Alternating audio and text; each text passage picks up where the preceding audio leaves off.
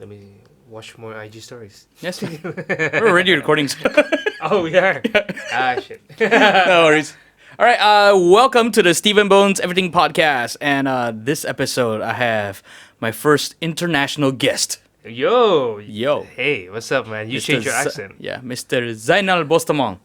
Yeah. Yeah. All right, cool. I kind of do that every time. Like I do get into the radio zone. Okay. You used to do radio? I used to do radio, but Okay. this really came from just watching cartoons.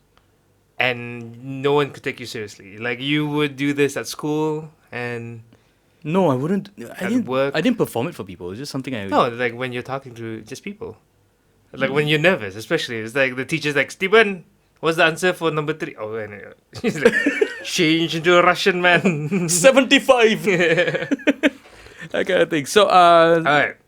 So, yeah, sup. good to be here. This is the visual part of the audio podcast. Later on, we'll record the audio part. Yeah. All right, okay. You are here in Malaysia. I'm here in Malaysia. And it's not your first time here. You've been here before. We like within the comedy circle. Okay. Yeah. Everyone treats you. You know, we treat you as one of ours, right? As a Malaysian. I mean, that's annoying. Yeah, sorry about that. So you left the local scene. What has been a year now? Yeah, almost a year ago. Yeah. Almost a year. But then you came back because you were trying to do sets here and warm up for the upcoming Melbourne International Comedy Festival. Yep. And I was like, oh, Zainal's back. I was like, oh, I'm doing this podcast now, and it'd be cool if I could get you in because that was not how you pitched it to me. There's what you sell outside and what you sell to yourself. Oh, okay, it's different. All right, I was very excited to be on board of Stephen Bones Everything, which I just got today. Why you named it that? Why? Stephen Bones Everything. You bone everything. No, actually, that wasn't in the card. No. Someone has pointed this out to you, right? It's been pointed out to me for the longest time, but Yeah. it's not something that I actively seeked. Damn. Yeah, I know. I thought this was a brilliance on your side, going.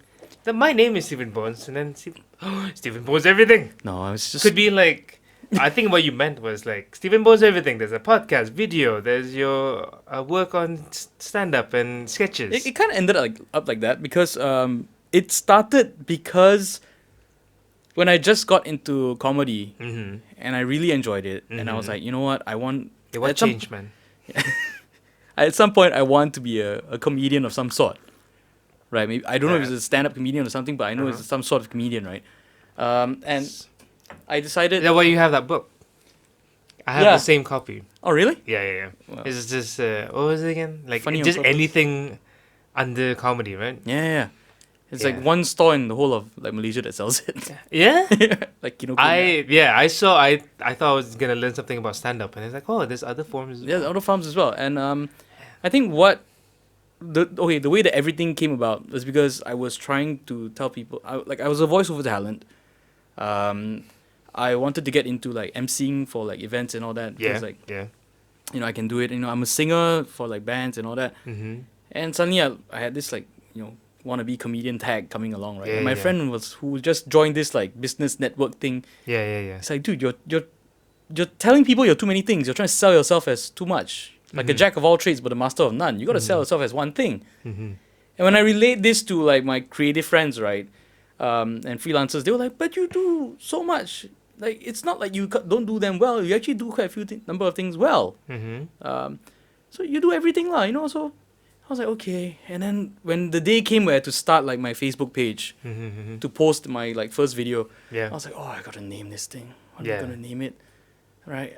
And I'm like, okay, I get why my friend says you have to sell yourself as one thing. Yeah. Because it's easy for people to connect the dots, right? Yeah. I'm like, but I get how my other side is like, you know, I do like to do a lot and I like to have like control over a lot of things. Yeah. So I was like, what to do? Stephen Bones. I can't call it comedy or like MC. Yeah, because there's other stuff. Yeah, right. So it's like, I put everything lah. And it stuck. It's a placeholder. It's like one day I'll figure something out. Exactly. It was actually supposed to be a placeholder. And then, as with most placeholders, you leave it there. Yeah. And it just gathers dust. And you're like, oh, okay, I guess it's part of my life now. No, okay. Yeah. So it wasn't a pun of just like you boning everything. I knew it was a pun, and I was actually quite concerned of this pun because, like, okay, we this is not the United States where everyone, you know, who's famous, everyone who can get like a TV career and all that doesn't have to be squeaky clean and all that, right? Okay. Over here, we have this thing where, like, oh, if you want to go corporate, you got to keep your sets clean. Yeah. If you want to be a known entity. Yeah, does that annoy you? And it does a lot. But I figured that, you know what, like what, I'm gonna get famous off a name like that, is it? Like no one's gonna take me seriously.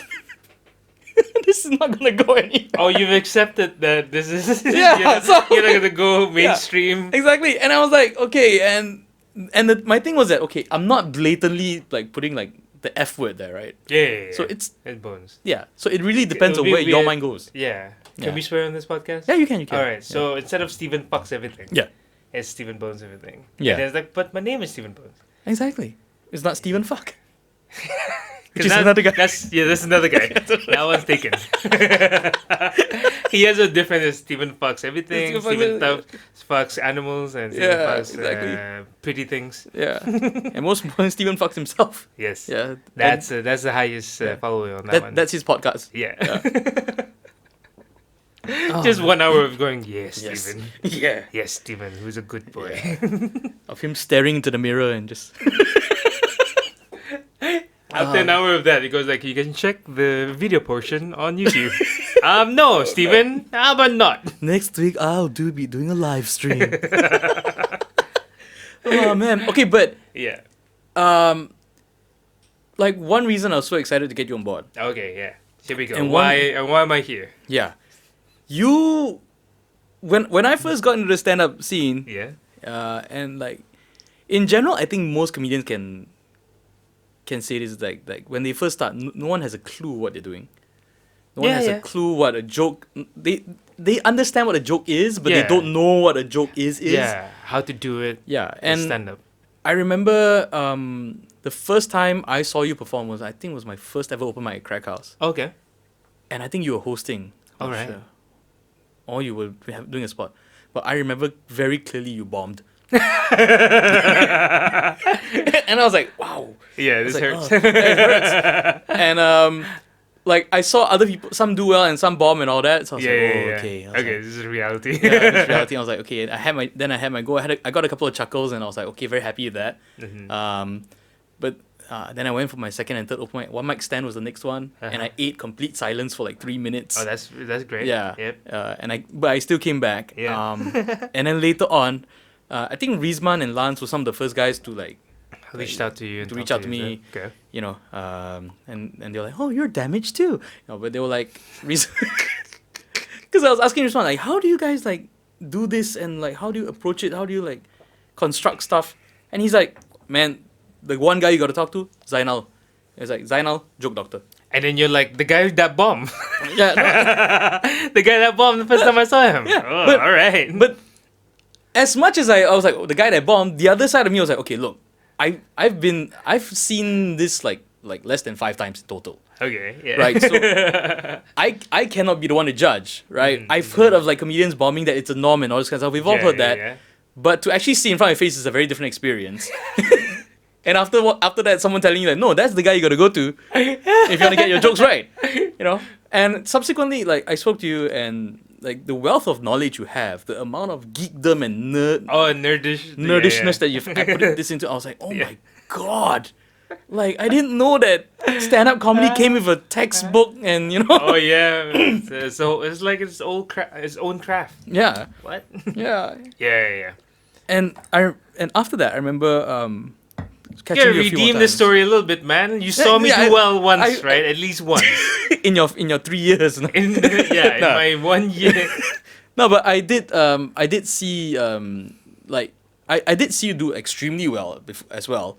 Yeah, But that's the right, main folks. yeah, I did that one time. killer. But there were nights like over the course of weeks, because you were always at the open mic, you were always at Crack House and all that. And Yeah. you're always trying bits, and there were opportunities where I got to see like you starting a new bit, Mm-hmm. and the next week refining it, Yeah, and yeah, another yeah. week refining it. Oh, yeah. And suddenly, oh my gosh, this went from like This went from I've got an idea Yeah. And this went from the audience was like, he doesn't have an idea. The comics at the back is like, you don't have an anything. idea. Yeah. Yeah, let's just run some stuff. Yeah. And then suddenly, like 3 weeks later, oh my god, this is it. This is gonna be your thing on Netflix. This is gonna get you to the big time. You know? Yeah. I enjoy that process so Yeah. much. I think I'm in love with the idea that you could tweak. Like, of all the stand-up comedians when I was starting out, that really spoke to me was Jerry Seinfeld. Jerry Seinfeld. Jerry Seinfeld. That's a hard worker, man. He is not only that. He looks at jokes and then he's like, okay, what should I take out, put in? Yeah. How should I morph it into something? Like, can I get there faster? Can I get the funnier, punchier? It takes me 2 minutes to set this up. Can I milk it as much as possible? So all that. Like, there's some comics who be like, I've done that bit. Yeah. I'm done. It's a gut. They go by like the gut feel, right? The gut feel, Yeah. and then but I'm like, what if I say it 15 more times? Yeah. which is good. Like, places that I've been performing in, like London and New York, you could go up like numerous times a night.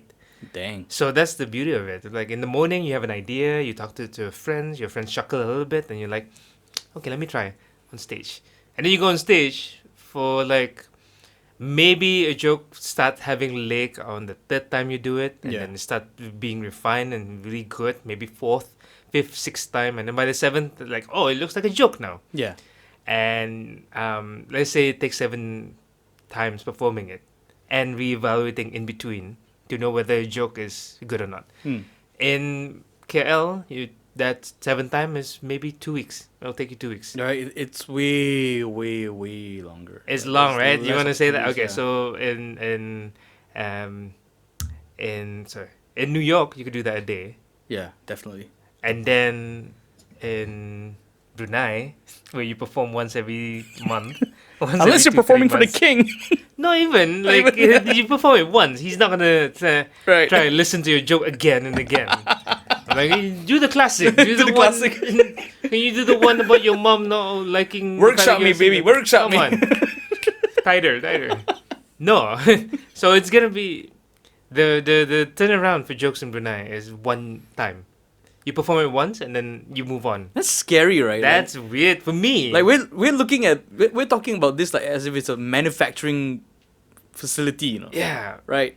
It's like, oh yeah lah, you cannot manufacture so many jokes Yeah. because you only have one factory that works once a day lah. It's just, So this is what you have to live with, and it's crazy because I look at it as like, can I make it tighter? But Yeah. I see it from the point of view of the audience. So I don't want to see your same stuff again. Exactly.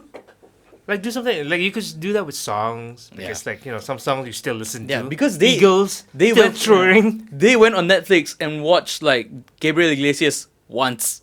Yeah, Right. He's my favorite He's my comedian favorite, because yeah. I saw him And do it once.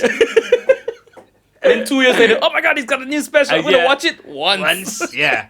The third, I was talking to Mus yesterday. The turnaround for jokes is like, you release something that is an hour and people enjoyed it so much, and then they're like, that's amazing. Next. Right. And I'm like, I worked on that for 2 years every single day, and I'm like, that's great. We enjoyed it once. Yeah. We enjoyed it for an hour. Now, what else have you got? I'm like, what? So his love for, like Muzakir, his love for isn't that a comic?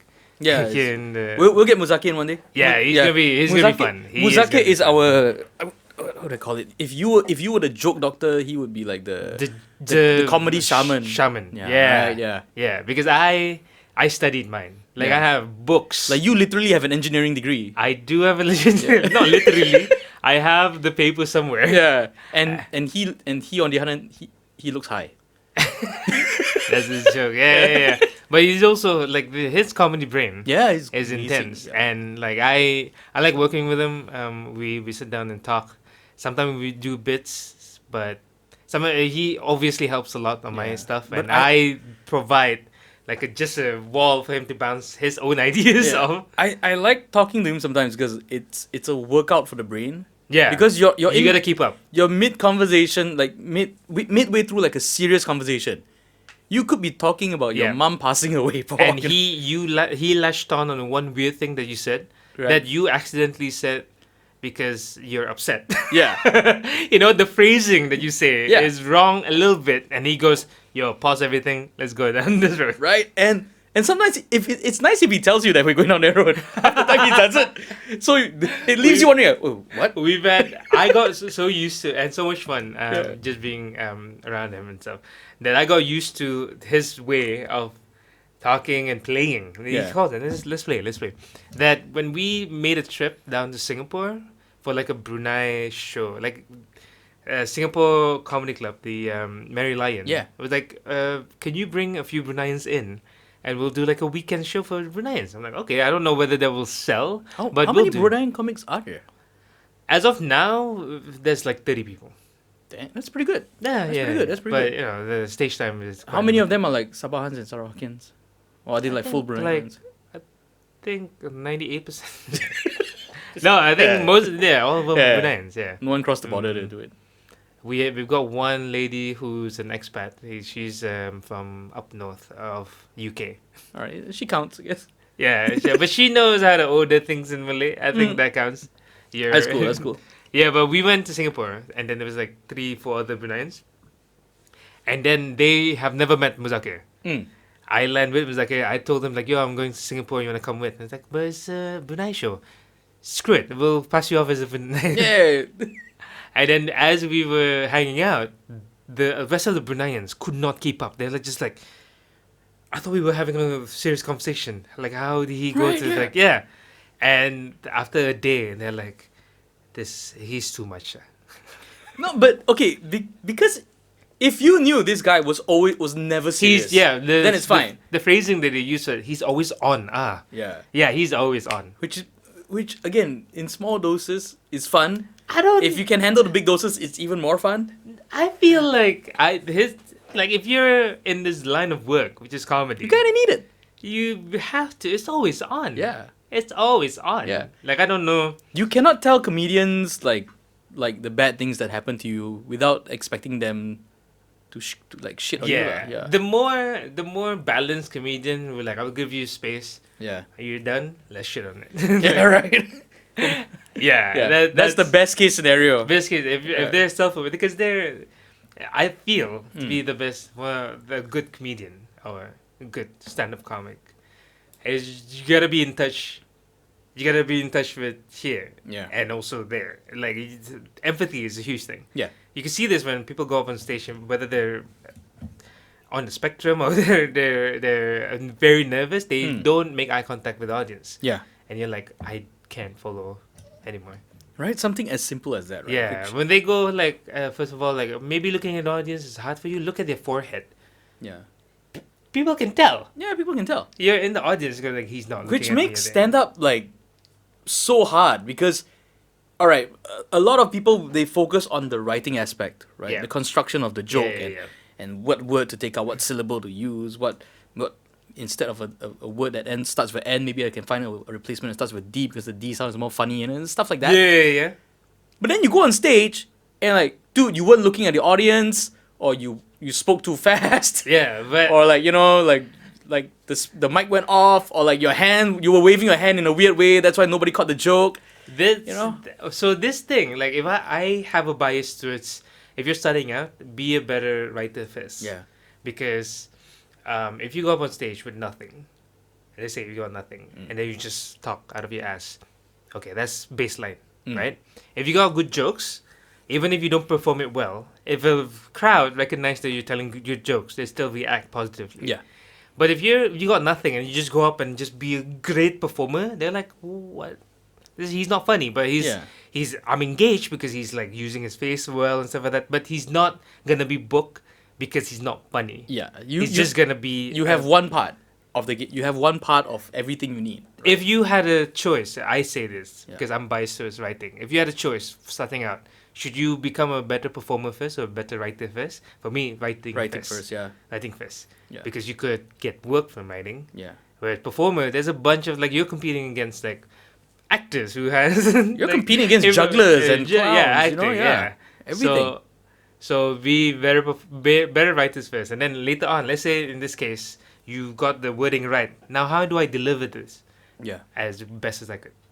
And then that's where the performing part comes in next. Yeah, because performing it can actually even like it's like such a multitude of ways to like How to perform perform a it. Yeah. joke. You could go from like overly animated and all the way to just like standing Yeah. still. Yeah, You know, you can even close your eyes if you really wanted to. My current favorite right now, my two goat.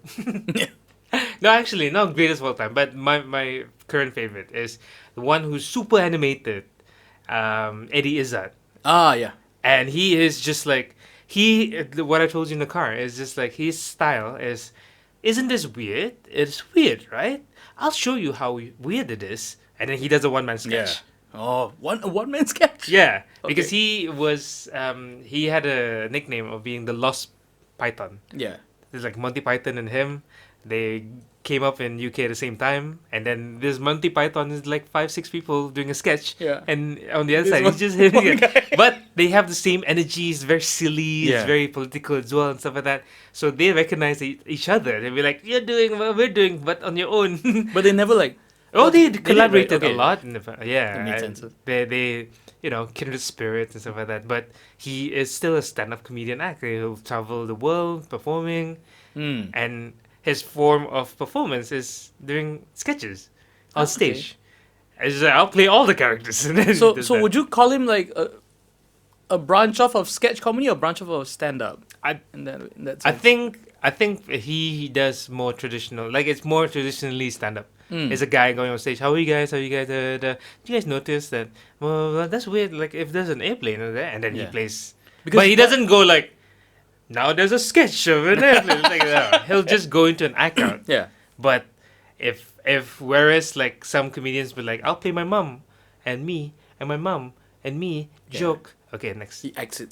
He does. He does. Yeah, these are characters. This is a robot, chicken with robot legs, and this is a. But this reminds me of I don't know if you're familiar with this kind of YouTube format where like one of the YouTubers who follow is Ana Akana. Okay. So she's one of those people that wanted to do stand up, went and tried it and like couldn't handle the stress performing live and all that. Yeah. But she still wanted to do it, Uh-huh. but in her own way. So Okay. what she does now is like she'll put out a video and it starts with her like talking up top and highlighting the topic like okay like maybe 5 red flags for when meeting a new date or something like that, Yeah, right? yeah. And then she'll talk about it, and then the moment she breaks off into like a joke or something, suddenly you have the act out come in, Yeah, and she plays all the characters as well, you know. Yeah, So this like Eddie Izzard stuff like it's something like yeah, that. it's like watching like a YouTube video happening live, right? It's like, Yeah, so yeah. insane.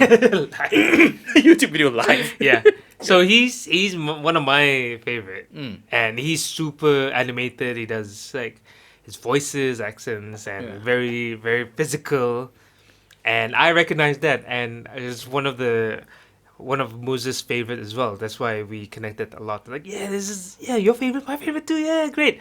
But whereas he could pull it off on stage and is very comfortable playing characters and stuff, Yeah. my range is very limited. Like if you see any of my stuff, I've seen your character work. it's very like a louder version of him. Like there's no accent work. Yeah. There's no like even my face don't change a lot. So I have that as someone that I look up to. It's like someone very animated, and then Yeah. the reality is that I'm nowhere close. Yeah. And there was the longest time I was like, should I become more animated? Would that add anything? And then recently, I think as 2 years ago, I discovered one comedian who sounds and acts just like me. Oh, And gosh. he's All right. huge. Like his people are commenting like, I like the way he just like tells stories, and like his icons are all he doesn't change. Yeah. And I see him and I love his jokes, and I love like his random comedy and stuff like that, and I'm like, this guy is more like me. Yeah. So it exists.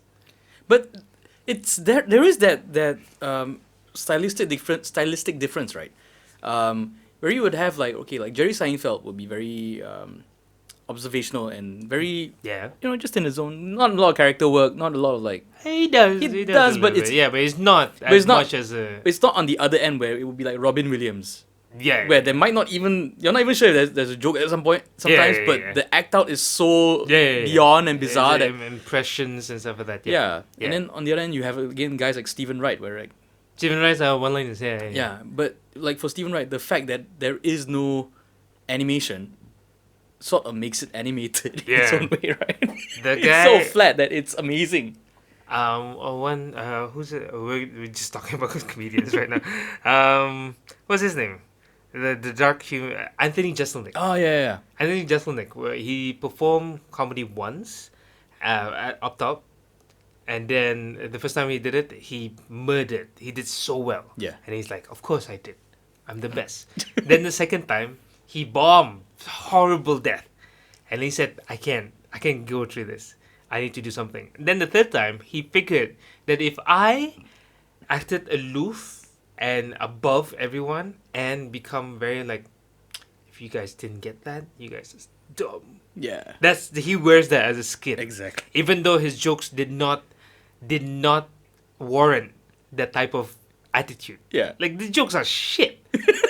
But he just has that kind of confidence. Right? Yeah, and also as a protective shell. Yeah. Because he did not want to look like he seem like he's trying, and then have people like it's the dumb poor boss. guy." Huh? It's the dumb boss.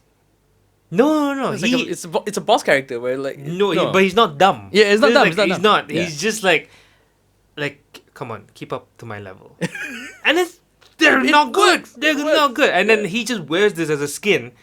And then suddenly people are just like, this guy. And then his writing got sharper. Yeah. And then you get audience members that, like, instead of questioning the comic or whether or not the comic is good, they question themselves. Yeah, how come I didn't like, Am I not good enough for his comedy? Yeah. You've seen him, right? Yeah, Anthony Jeselnik, love and it. he just like goes, I love how like after a while you know what he's gonna do. Like in a sense where like he has that thing where like this a nice simple setup and the punchline is always so dark and left field out of nowhere. Yeah. And you know it. Like it's jab, hook, jab, hook. That's almost like the whole show. But still, you fall for it every time. You can. It works so well. People, okay, so it's like his style would be like, okay, people watch his special sometimes to think, can I anticipate what his punchline is? Yeah. And he has to go 3 steps further. Yeah. Because the moment people go, I think I know what he's gonna say, and then he doesn't say it, but it's darker. Yeah. Then people went, yo, that did not go where I thought it would go. Yeah, exactly. But we're enjoying that. He's made a game of like, His challenge would Yeah. be like, how can I keep being 3 steps ahead of everyone else? That's tough. And he becomes better comics because of it. But how do you think like the writing process would be for something like this? Like Bunch of stage time. Bunch of stage time. He had a podcast. He came on someone's podcast and he talked about how he developed his writing, starting out, because he had the whole like persona thing and people thought his writing was sharp. They got him to write on TV shows, like late night shows. I don't remember which one. So he had, by contract, what is expected of him. Yeah. Every single day, engage in the news coming in and trying to do one-liner monologue jokes, and he has to deliver 100. 100. 100 a day. Gosh. And then he realized, how come I'm just doing that for the show? Yeah. And my writing will suffer if I don't work on mine. Exactly. So he wrote 100 for the show and 100 for himself every day. That's 200 jokes a day. For I think a couple, I don't know, about 4 years maybe. For like 2 years, man. every day. And he said like, this is what we were talking about just now. It's like, it's about churning out stuff. Yeah. He's just putting it out there. And then if you have 100 jokes every day and then you say this 100 just for yourself, and then maybe someone like 5 of them, great. And then you go on stage and then people like 2 of them, great. I have 2 jokes a day. Yeah, that's 2 more than you had. Yeah, 2 more than you had yesterday. And then within a week, you have 14 more jokes. That's like a new 3 minutes, 4 minutes. He's so prolific, and he learns a lot. Yeah. By like just he's in this atmosphere where everyone else is also writing 100 Exactly. jokes So it's for the show. It's highly competitive. It's highly competitive. It's also I don't know. I don't think he ever talked about the environment. But like, if you're in the conducive one where we gotta all make this show better. Meaning, I have 100, you have 100. I see one of your potential ones, and then I help you make it tighter. Yeah. It's not about like I need to get mine up there. mine, Yeah, like, but if that's the environment, then he's learning from each other. yeah. All the other people who might be better writers than he is. Like, Yeah. take that word out, do this. 'Cause Take the N word, put a D. there's always something about having someone else come in and look at your work. Yeah, because and there's a lot analyze it from here. their angle. Yeah, Yeah. yeah. Because sometimes you get blindsided by what you wrote yourself. You get attached to things that really don't matter. Yeah, you could tell this when you're watching like an open mic. Yeah. Someone goes on stage and he goes like, "Here's I was thinking about this," and then something happened, and then no one else in the room know what they're thinking about or what they're trying to say. Yeah, You could tell you never ran this by anyone, did you? yeah, It's all here, and I'm gonna say it out loud. Where's the process to cut things down? It would be, oh, maybe this is something. I'll talk to a friend, and the friend goes, I have no idea what you're talking about. Oh, okay. yeah. Rewrite or delete. Save so much. I think it's very important. Like, especially here in Malaysia, you have so many. You have good to find so many opportunity. ways, right, to like maximize your time. And Yeah, because time. people, like, if you were to go Crack House or Joke Factory, it'll take you, what, 45 minutes to get from here? Yeah, and to go up there, you wait like And another you 40 wait- minutes. Yeah, and then you go up and do 4 minutes.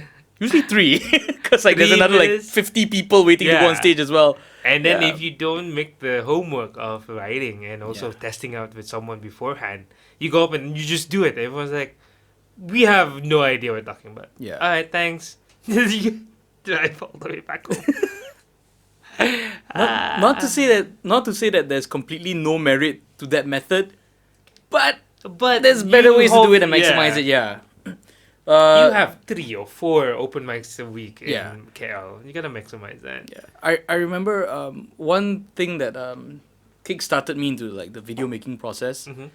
was the fact that I like I mentioned I knew somewhere deep inside me that that there was something in comedy for me to turn Yeah. into like maybe a potential career or something like that.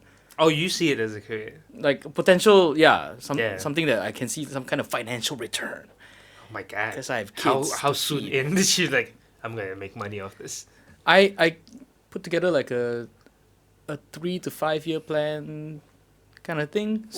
Yeah, I know. That hurts my I know, but my core. No, right I know, here. but I know it's like a really messed up way to look at like something as difficult No, as this this. is good. It's Yeah. just like some comics might have been like that, but Yeah. you know. No, but my the thing in my head was, okay, if I do the videos, I kind of get the marketing out of the way.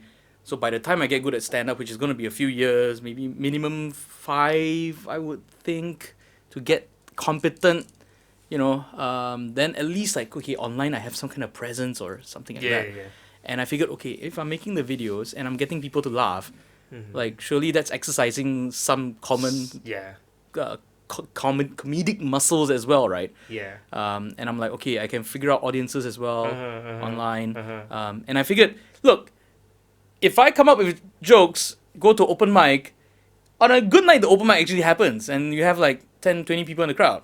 On a crap night, you might get like what? We've done like the 2 people, Yeah. 4, 0 kind of thing.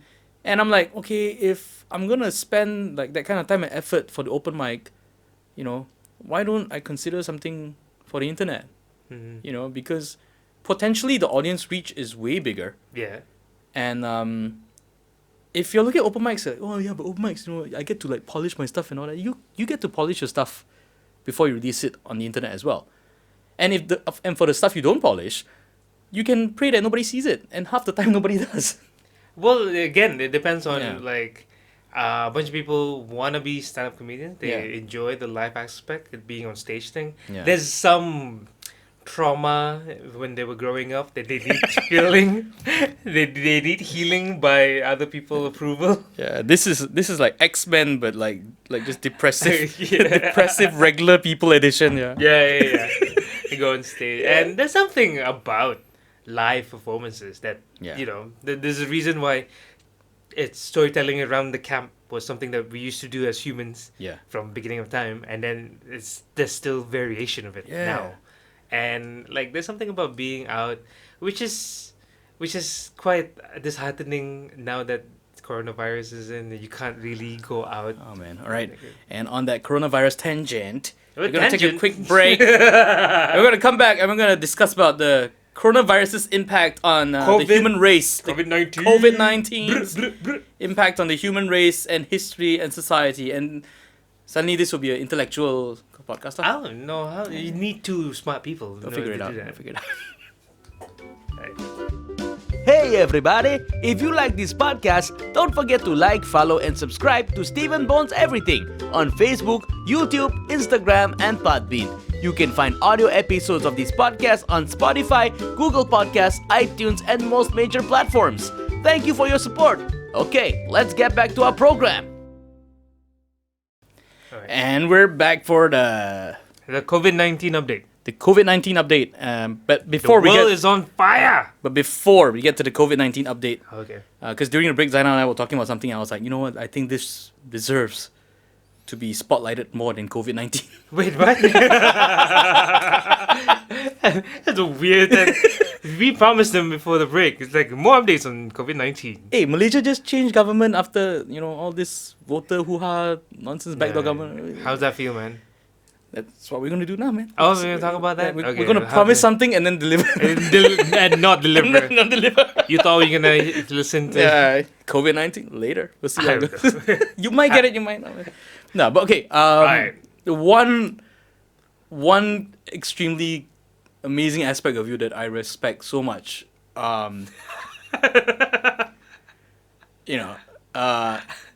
And I'm so glad that you don't have like Now kids say to that feed and all that. seriously. Yeah. No, is the fact that like you were brought, like you came from like a family of like engineers and Oh yeah. yeah. And you yourself were like groomed to be an engineer as well. I say What about grooming? it's like it sounds like child Yeah. grooming. Take over the family business, son. I don't want to be an engineer. Oh, you will be an engineer. Well, you don't know that You don't yet. know. You might like it. Why don't you try? You don't know that. You don't know what you want. You're 25. No, but yeah, you had an engineering background and everything. Yeah. You actually went to work as an engineer. Yep. I And- was an engineer. I was a mechanical engineer for 7 years. Yeah, and then you got bit by this stray bug called comedy. Yeah, And you decided to, you know what? How I Quit got everything. into it was I used to be a member of Toastmaster. Mm. I feel that we've talked about the Toastmaster. Like I think maybe I've asked We've you. spoken about it in like real life, but in this real life. This is broadcast TV. no. Is it like I might have brought it. I don't know why. No, I think we were talking about like sometime when people go on stage for the first time in Yeah. stand-up, they have to deal with two things, which was how to write jokes and how to be okay performing in front of a Oh, crowd. I remember how the Toastmasters thing came about. Yeah. It was about like how How you should go to Toastmaster. no, we had like how some people would come from Toastmasters Okay. to open mic shows, Yeah. and they would said they won like their humorous Oh, speech writing yeah, competition thing in Toastmasters and all, and then they come in and they think like, huh, only 3 minutes, no problem. Can I get 7? Because Yeah. usually my speech is 7 minutes. Yeah, I'm a state level Toastmasters Oof. elite, Yeah. platinum arena champion. I don't know Yeah, what they call them. yeah. I'm very fine with making fun of Toastmaster because that was me. Yeah. The reason why I joined Toastmaster because I had like huge stage fright. Like the first time I went on stage, I fainted. As a kid, yeah. Oh, yeah, I remember you telling me this. Yeah, because I won like a writing, like a karangan competition. Yeah. And the prize was to go on stage in front of the whole school and read it out loud. That's a crappy ass prize. That's your prize. We ran out of pens. So, as a reward for writing, you get to read it out loud. I'm like, in front of everyone? Like, yeah. Oh my Alright. gosh. Yeah, that's when you're like, yeah, writing first, performance later. No. But I remember being so scared that Yeah. that like traumatized me at school because that happened in like early secondary school and then university. I couldn't give like a presentation. Oh, that's right? brutal, man. I started working and then the the turning point was that I went for this training for like people who just joined the company. I don't want to say the name of the company just to be professional, but we were in the Shell headquarters, and What? and like new recruits would have to go through like a month of training. Yeah. Where they get to know each other, they became friends and future colleagues. Like we're gonna start the bond here, and also they learn all the basic of the business. So after a month of this, you get to present your team, and then they identify me as like, you're quite a chill guy. Let's go on stage and just present it. I'm like, okay, all right, yeah, I will. I mean, who's gonna be in the crowd? Just 4 senior people, and then your friends, who you've been living with for a month. Everybody loves you. You can't fail. Yeah. Right. I went on stage. I took the pointer, and then my hands were just like, yeah. Oh gosh. It was terrifying. It was so bad that maybe 2 minutes in of a 15-minute presentation, a friend of mine tapped me at the back and it's like, I got it from here. Oh man. In front of my 30 colleagues. Right. Future. This is my first month of working, and I'm like, I can't do this. Gosh. So I joined Toastmaster, and then for the next, Toastmaster taught me another thing because I joined and then I'm like, I wanna be good fast. So whereas other people would like, let's give a speech once every month, I was like, how can I do a lot of it? So like I signed up for a bunch of Toastmasters. Multiple. They go like by districts or yeah, chapters, there were right? districts. There were like 4 in Brunei alone. Yeah. So you could go maybe 2 or 3 times a week. So that's like an open mic. Yeah. So they have a section where they go like table topic. Yeah. So there's a table topic master who prepared lists, and this section trains you to be like impromptu speaker. Okay. So they open up and then it's like, oh, okay, which number, Stephen Bones? And like, 5? Okay, 5. Is it better to be rich or to be handsome? Is it better to be rich or to be handsome? 2 minutes, Stephen Bones. Okay. And you just start ranting. Yeah. And then right after that, they give you feedback. It's like, your opening was great. You got us interested with your first line. But how would you remember what you just said if it's so impromptu? It's like, yeah, but I mean, remember it. But yeah, the person yeah. who wrote down, it's like, when you said, here are the statistics, we believe you. Yeah. So that's a good technique that you use, blah, blah, blah, blah. So you get this very fast. Yeah. You know, like in stand-up, where you do an open mic, and then you just go home, Yeah. and then listen to your tape, and just like, I hope I got something here. But imagine someone else coming in, yo, if you're this, if you do this, Yeah. it'll be better. That feedback loop was Yeah. great. So I also like people who take their time to become competent. They do 10 speeches in like 2 years. I'm like, how do I get 10 speeches in like 2 months? But it was something like you were so it was something that scared the living daylights out of you. Yeah, but they created like a safe space. I This know, is but why most people would be like, you know what? Once a month sounds alright, like enough to like be traumatized, even if it's a safe space. You get what I mean? Yeah, But yeah. you took an active role and said, like, you it know was, what? It was so. Yeah. I'm it gonna was a desensitize Harajuku myself. moment. Yeah. It was like one of those like that was so painful in front of my 30 colleagues, and doing that was Yeah. just like I can't go through my whole life being scared of the. Yeah, it was fun Yeah. to be traumatized as a kid, but I can't get through my career like that. Yeah.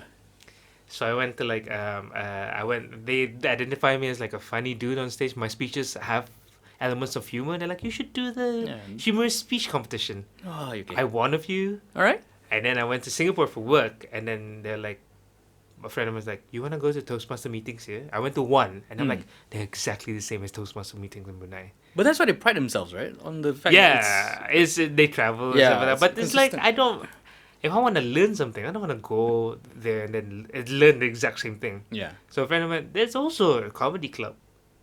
I'm like, oh, I've only seen one comedy show. So this friend of yours, was he a comedian as well? or No, was no. He works in Singapore. It's like he's been to a couple of shows in Blue Jazz and Bugis, and it's like they do an open mic. So he actually made the connection between Toastmaster and He stand-up knows comedian. that I have been an avid member of Toastmaster. Yeah. Like public speaking, my Yeah, thing. but most people wouldn't connect a Toastmaster guy to a stand-up comedy No. stage open mic, right? I think so. he's not a comedian. Mm. Now you talk to comedians nowadays, they look a little bit weird to the Yeah, because those it's ones people yeah. like. And it took me like 2 months.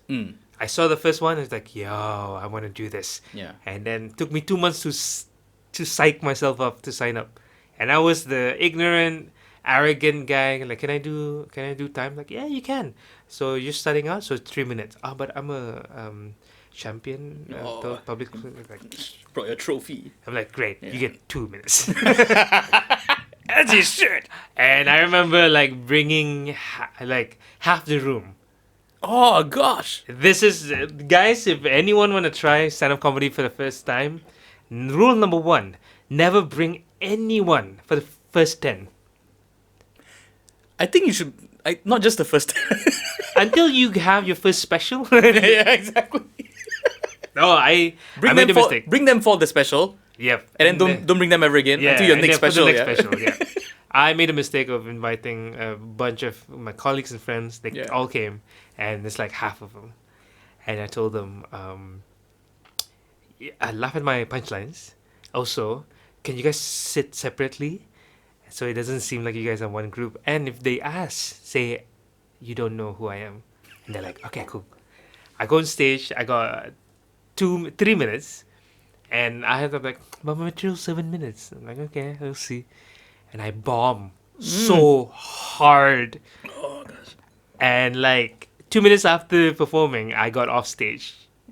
And Rishi, I remember, went on stage. He's Yeah. like, that was Zainal from Brunei. Did he come here alone? And then one of my friends stood up and he goes, we don't know him.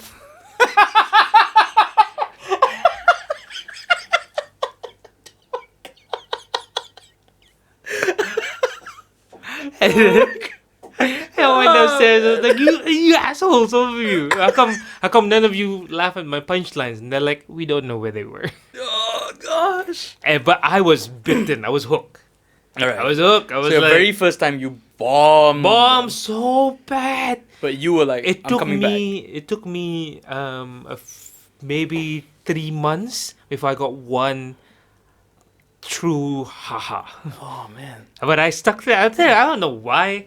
This is the thing. Every time I tell people why comedians stick it out, something in our brain is just like No. delusional. If people understand that, oh, you like making people laugh, so when people laugh you get a buzz, and then that's why you keep doing it, right? Yeah. But no. I have not had laughs since 2017.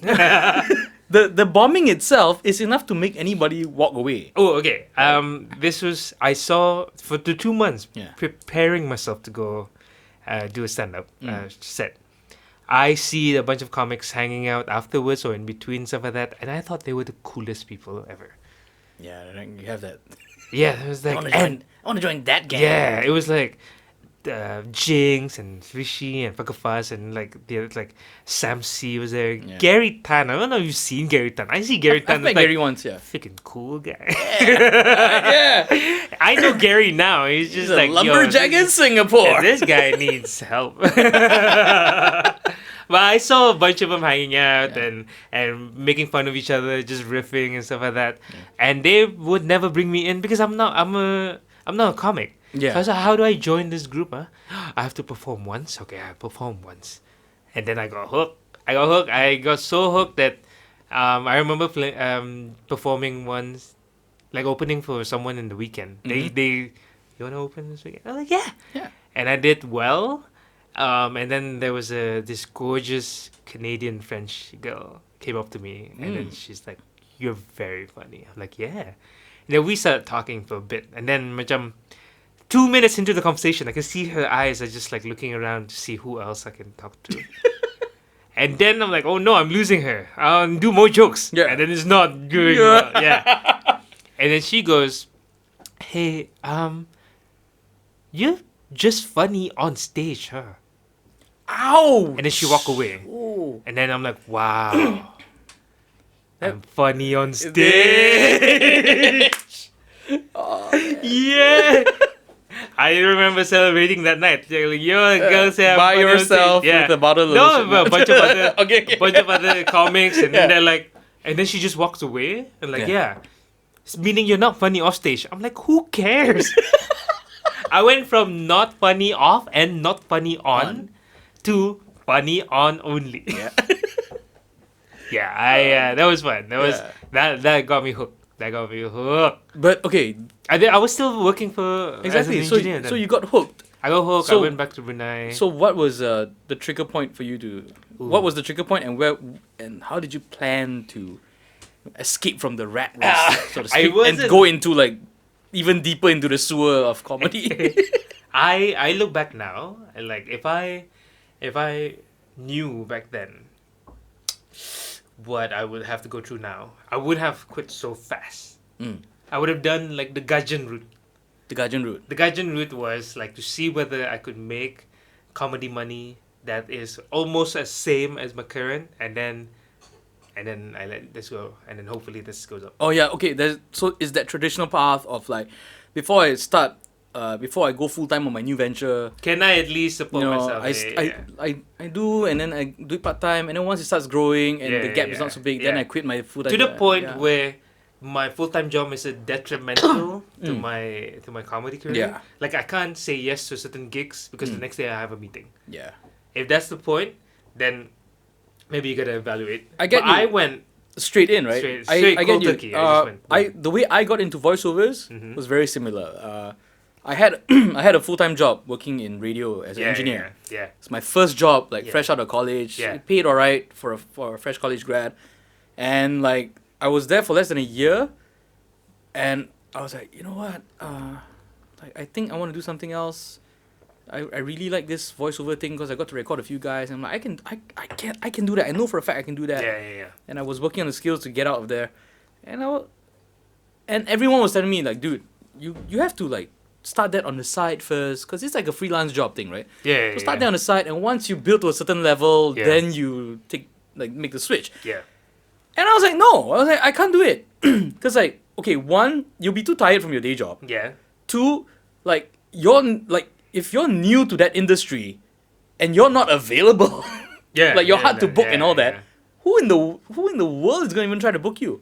That sound logic. Yeah, so I was telling people like, no, I want to be the one that's constantly available. Yeah. Whenever like someone can't make it for a job because like something else happened, that I can be the first one to show up at the front door, because that's a job I can count on, right? Yeah.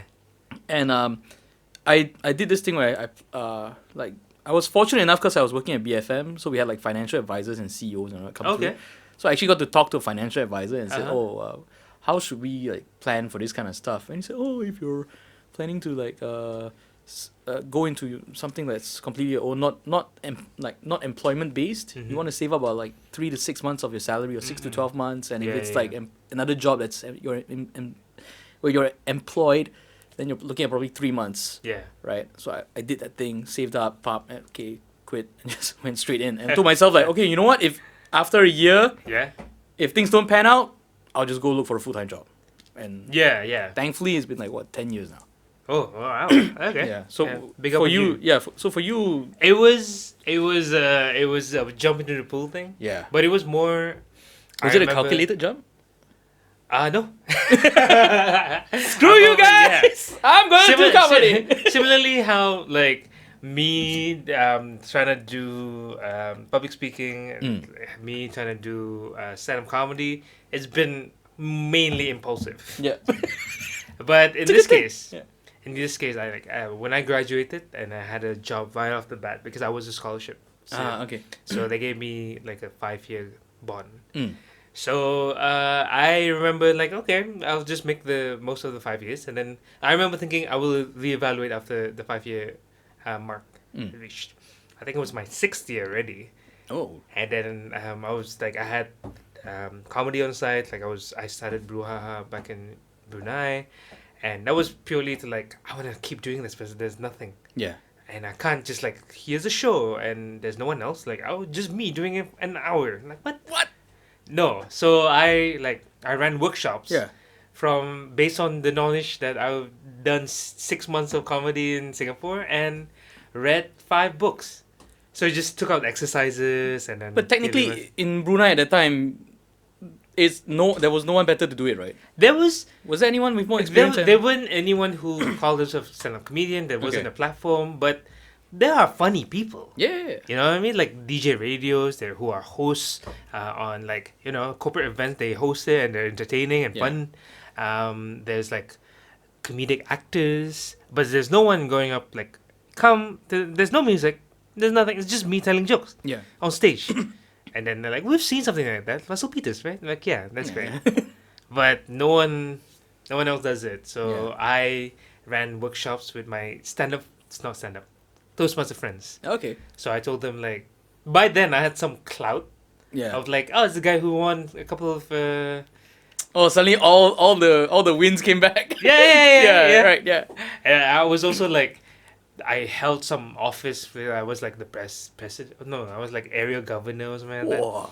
So I was like, yo, I'm studying this the comedy thing. Yeah. I remember thinking what we talked about with Tim Ferriss was just like, whatever you're trying to do, just have a bare minimum of that's my win. Yeah. So I wanted like, let's do 6 shows. Let's do 6 shows, and then I'll do 6 Sundays of workshop. Yeah. And then on the 7th Sunday we put on the show. Nice. And then everyone did alright. The first show was just like, just bring your friends and family, just the most supportive people. And then and then we kept doing shows. I think like doing workshops, and I remember I think it's my 6th year of working in BSP, in Shell, Brunei Shell Petroleum, that I was like working on a project, not for like a, what do you call that? Not for comedy. It was for actual work. And then I think it's like late nights and not sleeping well and stuff like that. One afternoon, after having like a early dinner with my parents, I sat down, tried to watch TV, and then I'm like, I don't feel good. And then my dad's like, where does it feel? I was like here. And then my dad's like, that's where your heart is. We don't play like this. And then I got in the car. Oh gosh. We rushed to the hospital. And then I had like the scan and everything. They put me on bed rest and stuff. And then the doctor came in and he's like, yeah, we noticed some like weird heart palpitation thing. Are you under a lot of stress at work? And I'm like, yeah, that's the project thing. And have you been eating or sleeping right? It's just sporadic and up and down, erratic. To say the least. And he's like, all right, you gotta take care of yourself, because whatever, if you continue doing this, then we'll have major problems. And I'm like what? It's like death. All right, cool, thanks. Right, that's a good motivator. And then he left, and then my dad was just there sitting, and then I'm like, Pa, yeah, this job is killing me, and I don't even like it. Oh man. And my dad's like, all jobs kill you. Depends whether it's worth dying for or not. That's and that's where the generation gap starts. That was because he was also an engineer. He moved up into like manager, director position and stuff like that, and he has had like his whole career. Yeah, He's like been in engineering. He was also a scholarship student. He came back, boom, and then retired.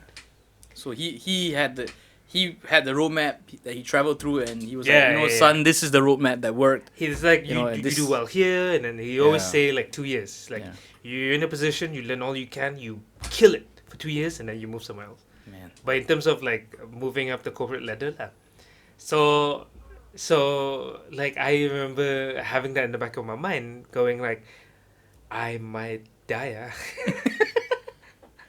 Doing something that I don't really enjoy. I'm not belittling the work, but it wasn't. It's not something you wanted to die over. It wasn't, and then.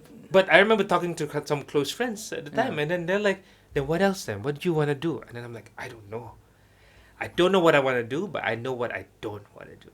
Yeah, it starts with that, right? Yeah, it starts with that, and it's just like running away from something, and then hopefully I'll run into something. Yeah.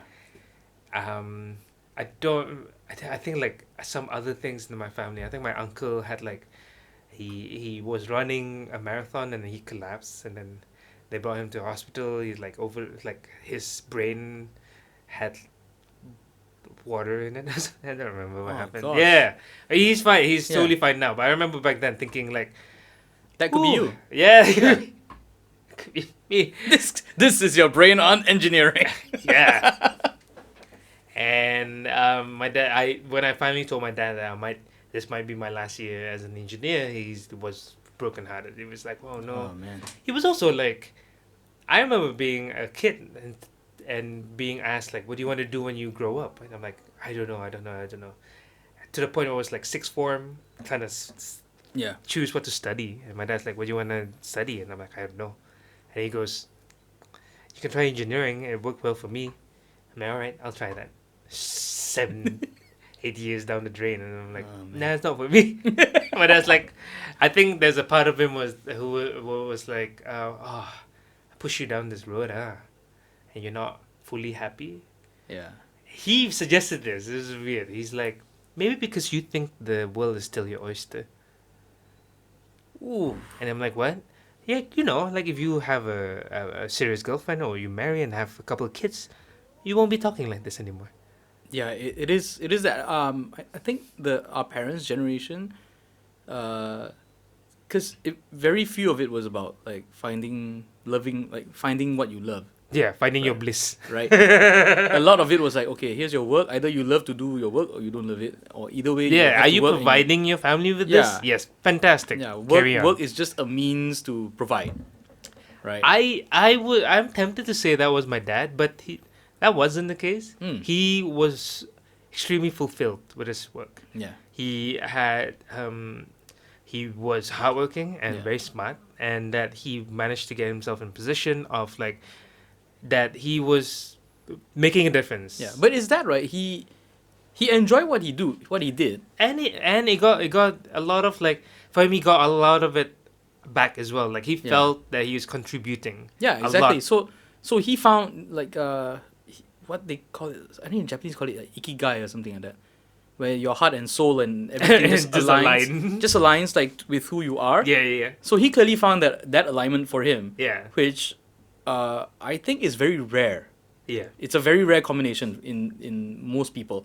Okay. So I can understand that, okay, he found that and why he would feel that, okay, I found this and it gave me so much, right? Yeah. So I'm sure it worked for you, right? And I hold no malice at all. Yeah, Like, exactly. he's a huge supporter of what I do nowadays. Yeah. But I remember... But it's coming to terms with the fact that, it's not yours, yeah. Yeah, and you have your own path that you need to take, I understand. Like, if you have a kid, you want the best for them. Yeah, and exactly. if they tell you for decades that they don't know what to do, you're kind of like, well, I know this one path. Yeah. Maybe you want to try it. And then I was lucky enough to get a scholarship, and like after that, that's set. Having a scholarship, and then you're set for years, because my country, Brunei, is all oil and gas. Yeah. You work in the industry of oil and gas. You're set for life. Yeah, exactly. So he never thought like, okay, you're set. I'm gonna concentrate on your other siblings' work. What? You're what? Wait. You're not fulfilled? What is this? What? And on that point of not being fulfilled, we're gonna take our next break. And maybe just we'll come back, and I'll share with you guys top 3 reasons on why you should be fulfilled. Yes.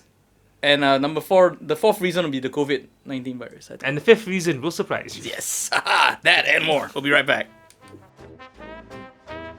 Hey there! If you like this podcast, don't forget to like, follow, and subscribe to the Stephen Bones Everything Facebook page, YouTube channel, Instagram, and more. You can also find us on Podbean. Don't forget, this podcast is available wherever all good podcasts are. Not saying that this is a good podcast, it's just available where all good podcasts are. If you wish to advertise on this podcast, or if you just want to send money, drop us an email at stephenboneseverything@gmail.com. We'll get the better email next time. But for now, stephenboneseverything@gmail.com. Yeah. Oh. Yeah. That's an ASMR channel in the making. Does that work for you, ASMR? Have you tried it? No, I've not tried it. This is what, round 3? So we're in round 3. Round 3, ladies and gentlemen, we're back. Before the break, we promised to talk about ASMR, so here we are. Yeah.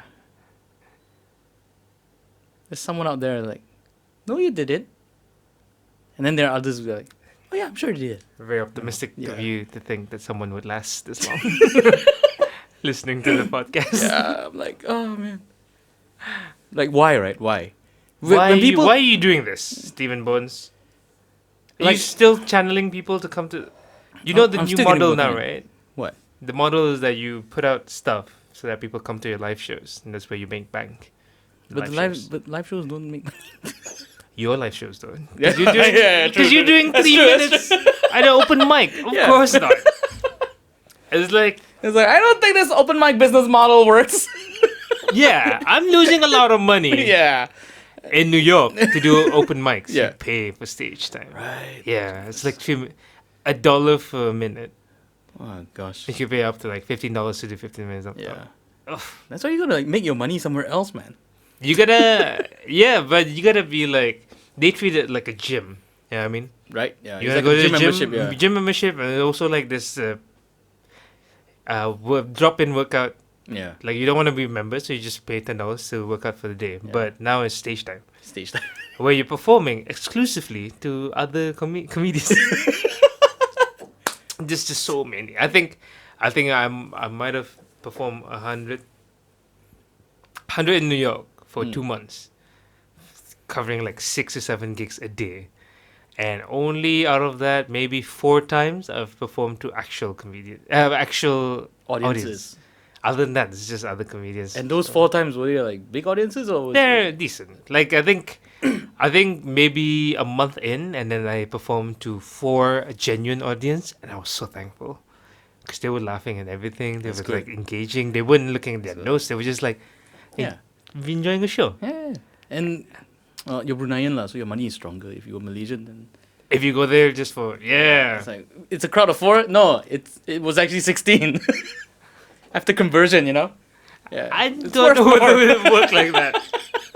You divide lah. Yeah. You can Whatever it is to make it seem weird. There was like one person. yeah. I work here. That's nice. Listen to my jokes. Oh, man. And the other guy's like, I came here for a job interview. Yeah. It's- Great. Wait, the interview starts after I finish my set. Yeah. So I'm the manager, by the way. while you're waiting, sit down and listen to my jokes. Oh, man. Okay, but we were talking about like how you went into comedy. Oh. So how in terms of like the career switch. The career switch was not well. How did it finally happen? It finally happened because our company has a policy of like 6 months. Like, it might have been 3 months. So I put in my resignation. I think my dad asked me to like talk to a couple of people in the company to see whether my headspace is the right place. No, it's just like senior management people and see what they think about my decision. And then they all ask the same thing. So what do you want to do after this? And I'm like, I don't know. But I do know that it's not this. Yeah.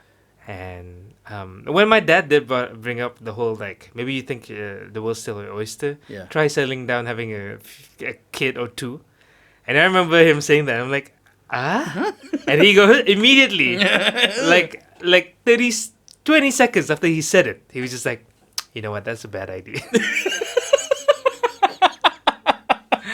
He was very aware of his own. Yeah, he was just pitching. It's a blue sky thinking. Just Yeah, exactly. see what sticks. Exactly. That's definitely not a good idea. Yeah. But I remember I was at the age where people around me were getting serious relationships. Were thinking about settling down and having kids and stuff like that. And I'm like, I feel that I can't start that part of my life, and if I'm still an engineer. Because I think I was dating someone else at the time, and then things were doing well. But I remember thinking it's probably not fair on her if I want to take this seriously, this relationship, and then suddenly, hey, hun, I want to quit my job. And I'm able to provide right now, but you know, yeah. this plan I have. And it's like, what do you want to do? And I'm like, I don't know, but I know what I don't. I want to do you. And no, sorry. Yes. Yes. And that girl right now. Oh. No. She, that. So I think she sensed it as well. So we broke that off. But when I finally put in my 6 months, my boss was like, "Yeah, this is good." I'm like, "What?" What? Because he's like, always wanted to be a zookeeper. I'm like, "Okay." Legit, he wanted to be a zoo. Yeah. He studied. He had aspirations of studying like zoology or something like that. Oh, And then man. the parents are like, "And be what, a zookeeper?" And he's like, "Yeah." Yeah.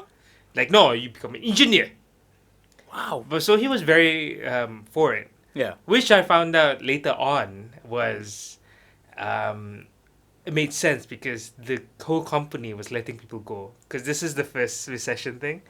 But instead of having to fire me, And you getting a huge chunk of money at the end of it because yeah, of he like just VSS and all goes that kind of stuff, like, right? Yeah. here's 6 months, and then he also like, no. I wait for another 2 months and then put it in. Then you have 6 months.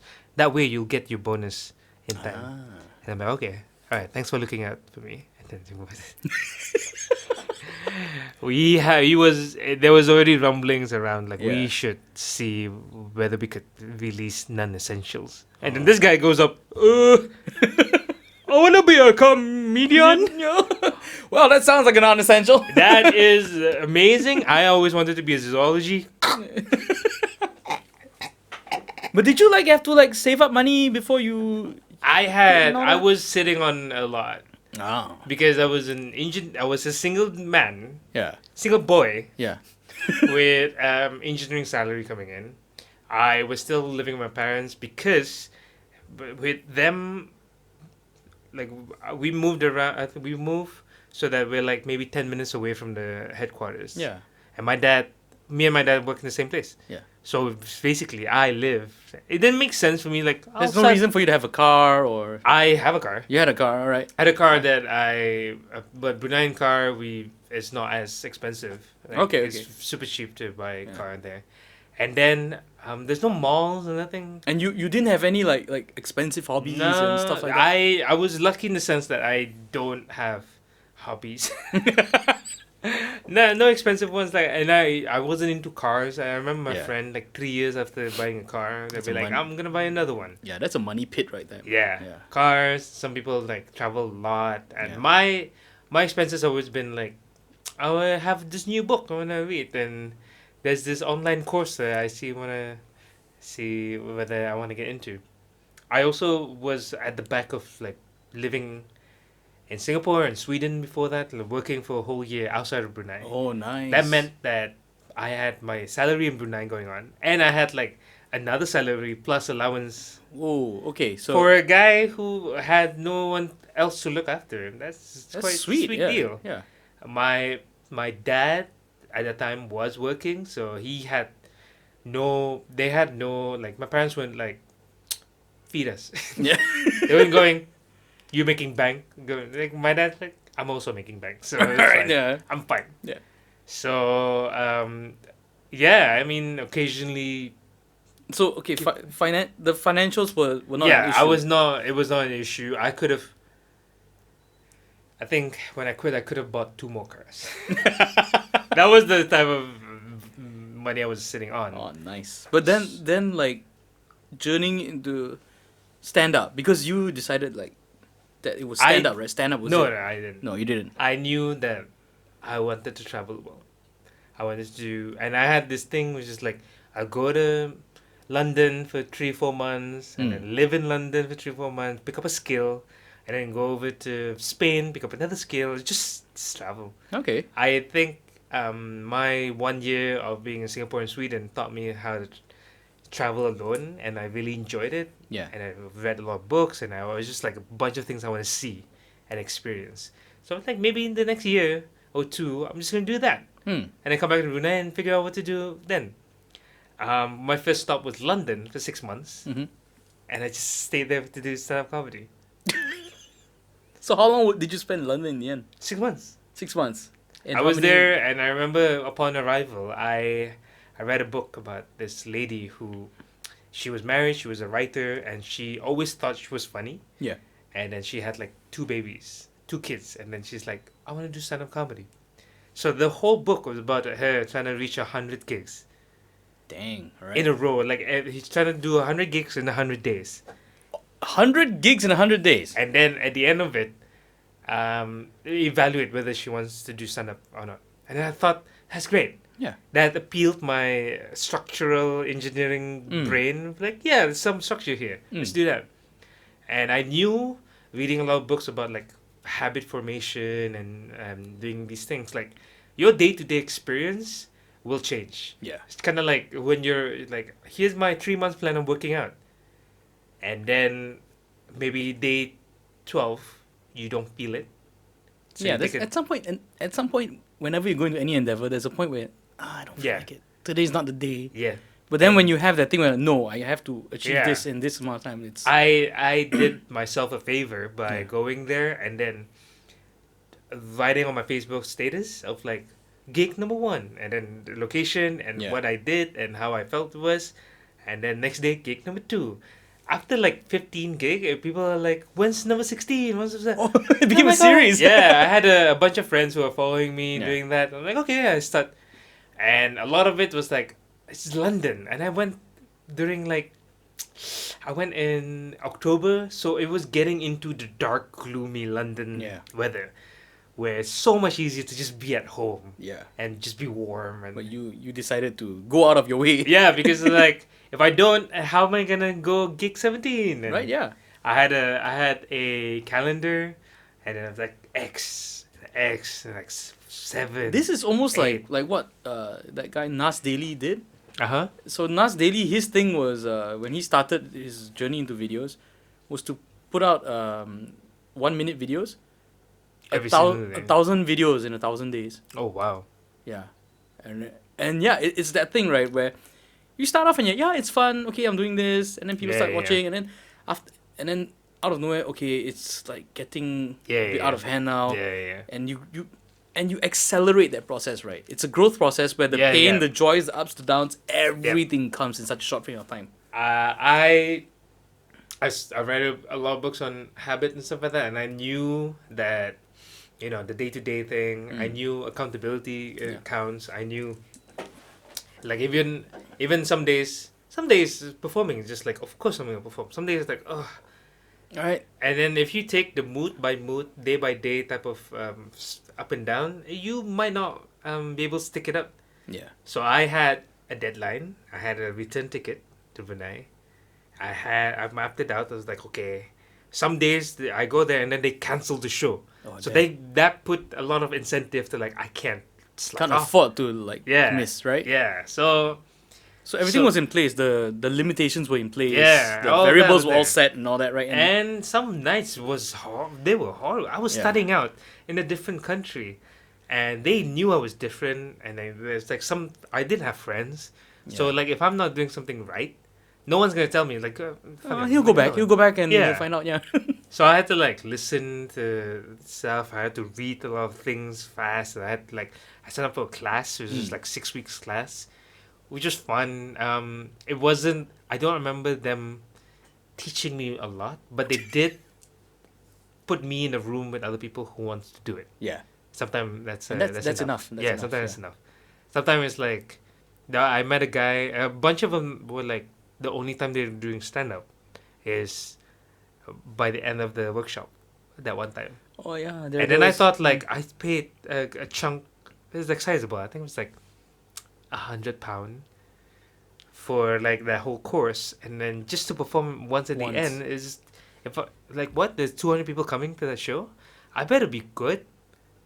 Just the idea of being good in front of 200 people is Yeah. a lot of incentive. Yeah. So whereas everyone else is just like waiting for the workshop, they discuss ideas they have, punch it up, and then wait for next week. In between, I packed in like 6 shows. Yeah. So by the time whatever idea I had, and then I could bring it to the guy who runs the workshop, and he's like, "Oh, you're tweaking this. It's nice." By the end of it, they asked me to close the night. Oh damn. Because out of everyone, Yeah. I was the one who were actually doing. you put in the work, lah. Yeah, I was doing open mic Yeah, and doing stuff. open- you- They were there. They live in London. Mm. They felt that the mics will never go away, so there was no urgency. Yeah, because you were there, and like if the open mics were your food source, Yeah. Like you were there just for that food. So Yeah. and they were like, oh, this is always around. Yeah, I mean, and it's can go something- anytime. They and- also had the whole like I don't feel it today. Yeah, which is why I like guys like myself. I don't go to the gym because there are gyms everywhere. Yeah, that could be it. There's no incentive. Like no like incentive, anyone who's ever been a superhero in a Marvel movie, Yeah. it's just like they could have been in shape for way longer before Exactly, that. yeah. But they don't They because don't. as soon as someone's like, okay, you're gonna play this guy, and we need him to look buff, and billions of people will see you on screen, Yeah. and they're like, I got this. I can do it. Yeah. 3 months. Pum pum pum pum pum. Yeah. And Chris Pratt shows up. Yeah, Oh, boom. boom. And- Yeah. and it's the same thing. Yeah. Like I think humans, like any endeavor, you need deadlines, you need accountability. Yeah. Especially- You need to get over the emotional aspect. Yeah. To a certain degree. Yeah, we Right. talked about like putting out a lot of stuff and not be too emotionally invested Yeah. about it. And because like once you start like just churning, you get into that zone where like you're not like your focus is just putting out stuff, Yeah. getting stuff out, Yeah. getting the best stuff out you possibly can. Do you follow Nigel Ng? Nigel Ng, no. Nigel Ng is a Malaysian who's based in London. He's a stand-up Uh-huh. comedian, and I was supposed to perform with him in Melbourne, Okay. but got cancelled by coronavirus. And never mind. See. Shout out Corona. COVID-19 hashtag yo. Yeah. And I met him in London, and then we filmed the stand-up Comedy Central Asia. Uh-huh. There was a show that we were both on, and Mm. we got really close. And he, I didn't say really close. We got to know each other. We're not best friends. It's fine. It's Nigel like sending in an email Yeah. just to Can clarify. you clarify? I do not know this guy. He claims to be close. What the fudge? No. And he was super interesting because he stand-up comedy, and then he posted stuff online like similar to what Gajan does. Is just like talking to like his new issue, but he does like very short bits, like 2 minutes long, 3 minutes long, and about a social issue. And his point of view is like, I am Asian living in Western country. And then that's the lens he operates from. Yep. Okay. And so he recently tweeted something on Instagram. He's like, I think he has like close to 60,000 followers now. Dang, that's good. But when it's been a year since he posted these videos, and when he started, he had like 1,000 people. Yeah. So within a year, he had that It's much. tremendous growth. And we were in Singapore, and then we were like about to grab dinner, and he's like, "No, I got to do something. I'll join you guys later." And then, what you got to do, Nigel? And he's like, "I'm gonna film some stuff." And then unprompted, he just goes, "Yo, it doesn't need to be good." Not really. But no one was questioning it. All right. Yo, okay, listen. It's you just gotta be out there. It doesn't have to be good. Yeah. Sometimes the consistency. You take 1 week off, you're no longer in an explore page. And I'm like, all right. Are you still joining us for? We for just food? asked you if you want to drink, Yo, I told you it doesn't have to be good. Are you talking about the food still, or? But he is churning out stuff, and he's getting a lot of like. But it really doesn't have to be good. And the way I keep I trying get to it. I get it. yeah, the way I it. keep trying to justify it in my head, like why do people not want to put stuff out on the internet, but are willing to go to open mics? And I'm trying to draw the parallels and all that. And like, okay, with heading to open mics, when you look at it, it doesn't have to be good. But Going to you're the- working on stuff. I know. That's the thing. I know, but in a way, on the internet, when you post stuff, you are working on stuff. It's just that, you're not working. What people keep getting obsessed about is that immediate piece that they just saw. But when actually the person, what they are working on is like the overall arc. So like maybe when he started his thing, like the first video might be like, okay, the lighting's a bit dodgy. Yeah. Audio's crap. Yeah. A couple of decent jokes, but some are like too long. Yeah. And then 5 episodes later, okay, lighting's getting better, and then like okay, audio's better, and the writing is starting to get more punchy. And then like 10 episodes in, okay, like he's really the formula is starting to show, Yeah. and 15, 20 in, and suddenly like palm, it's just autopilot, and he yeah. knows the structure, and all these start to show themselves. Yep. So I kind of think it's a little bit like that, but it's just that when it comes to posting stuff online, everyone's thinking about it needs to be a finished product. it needs to be I mean, as if you're perfect as talking possible. about posting bits like Yeah. that you do in the comedy club online, No, if that needs to be that needs something to be that a you've been certain, working on. Yeah, it's because just- that you're clearly using as a marketing tool, as a demonstration of what you're Yep. able to do, right? So this is the philosophy. Hmm. If you get Muzakir got me thinking like this sometime last year. Yeah. I'm like, oh, that's great. That's a good lens to look at it Mm. now. Is that a bunch of you got to look into stuff that you put online Yeah. and being recorded and put in different like Comedy Central or Netflix or stuff like that. You got to Yeah. look at that as a way, as a Marketing tool, yeah. to fund a way, but to go where Yeah. is to go to your live shows. Yeah. So if you have a bunch of stuff that's ready to be put online, and then hoping that people would get to know you and think you're funny and want to invest time and effort and energy Yeah. to go and watch your live shows, it's gotta be good. Yeah. It doesn't have to be the best. Just gotta be enough to go like, yeah, he's performing. Oh, he's around my area. I'll check him out. Yeah. And everything. So like, when Comedy Central Asia contacted me, I was like, okay, they're not gonna pay much. They're Yeah. not gonna pay much. But it's Comedy Central Asia, yeah. You can put that logo on. Yeah. You have a nice clip online Yeah. that you could splice up and put up for future shows and stuff like that. Right. But it's all of this just to entice people Yeah. to come to the show. So Andrew Schultz, a guy who's been putting out so much content, every time it's about him performing on stage, but then not his bits. Okay. It's his crowd work that went really well. Yeah.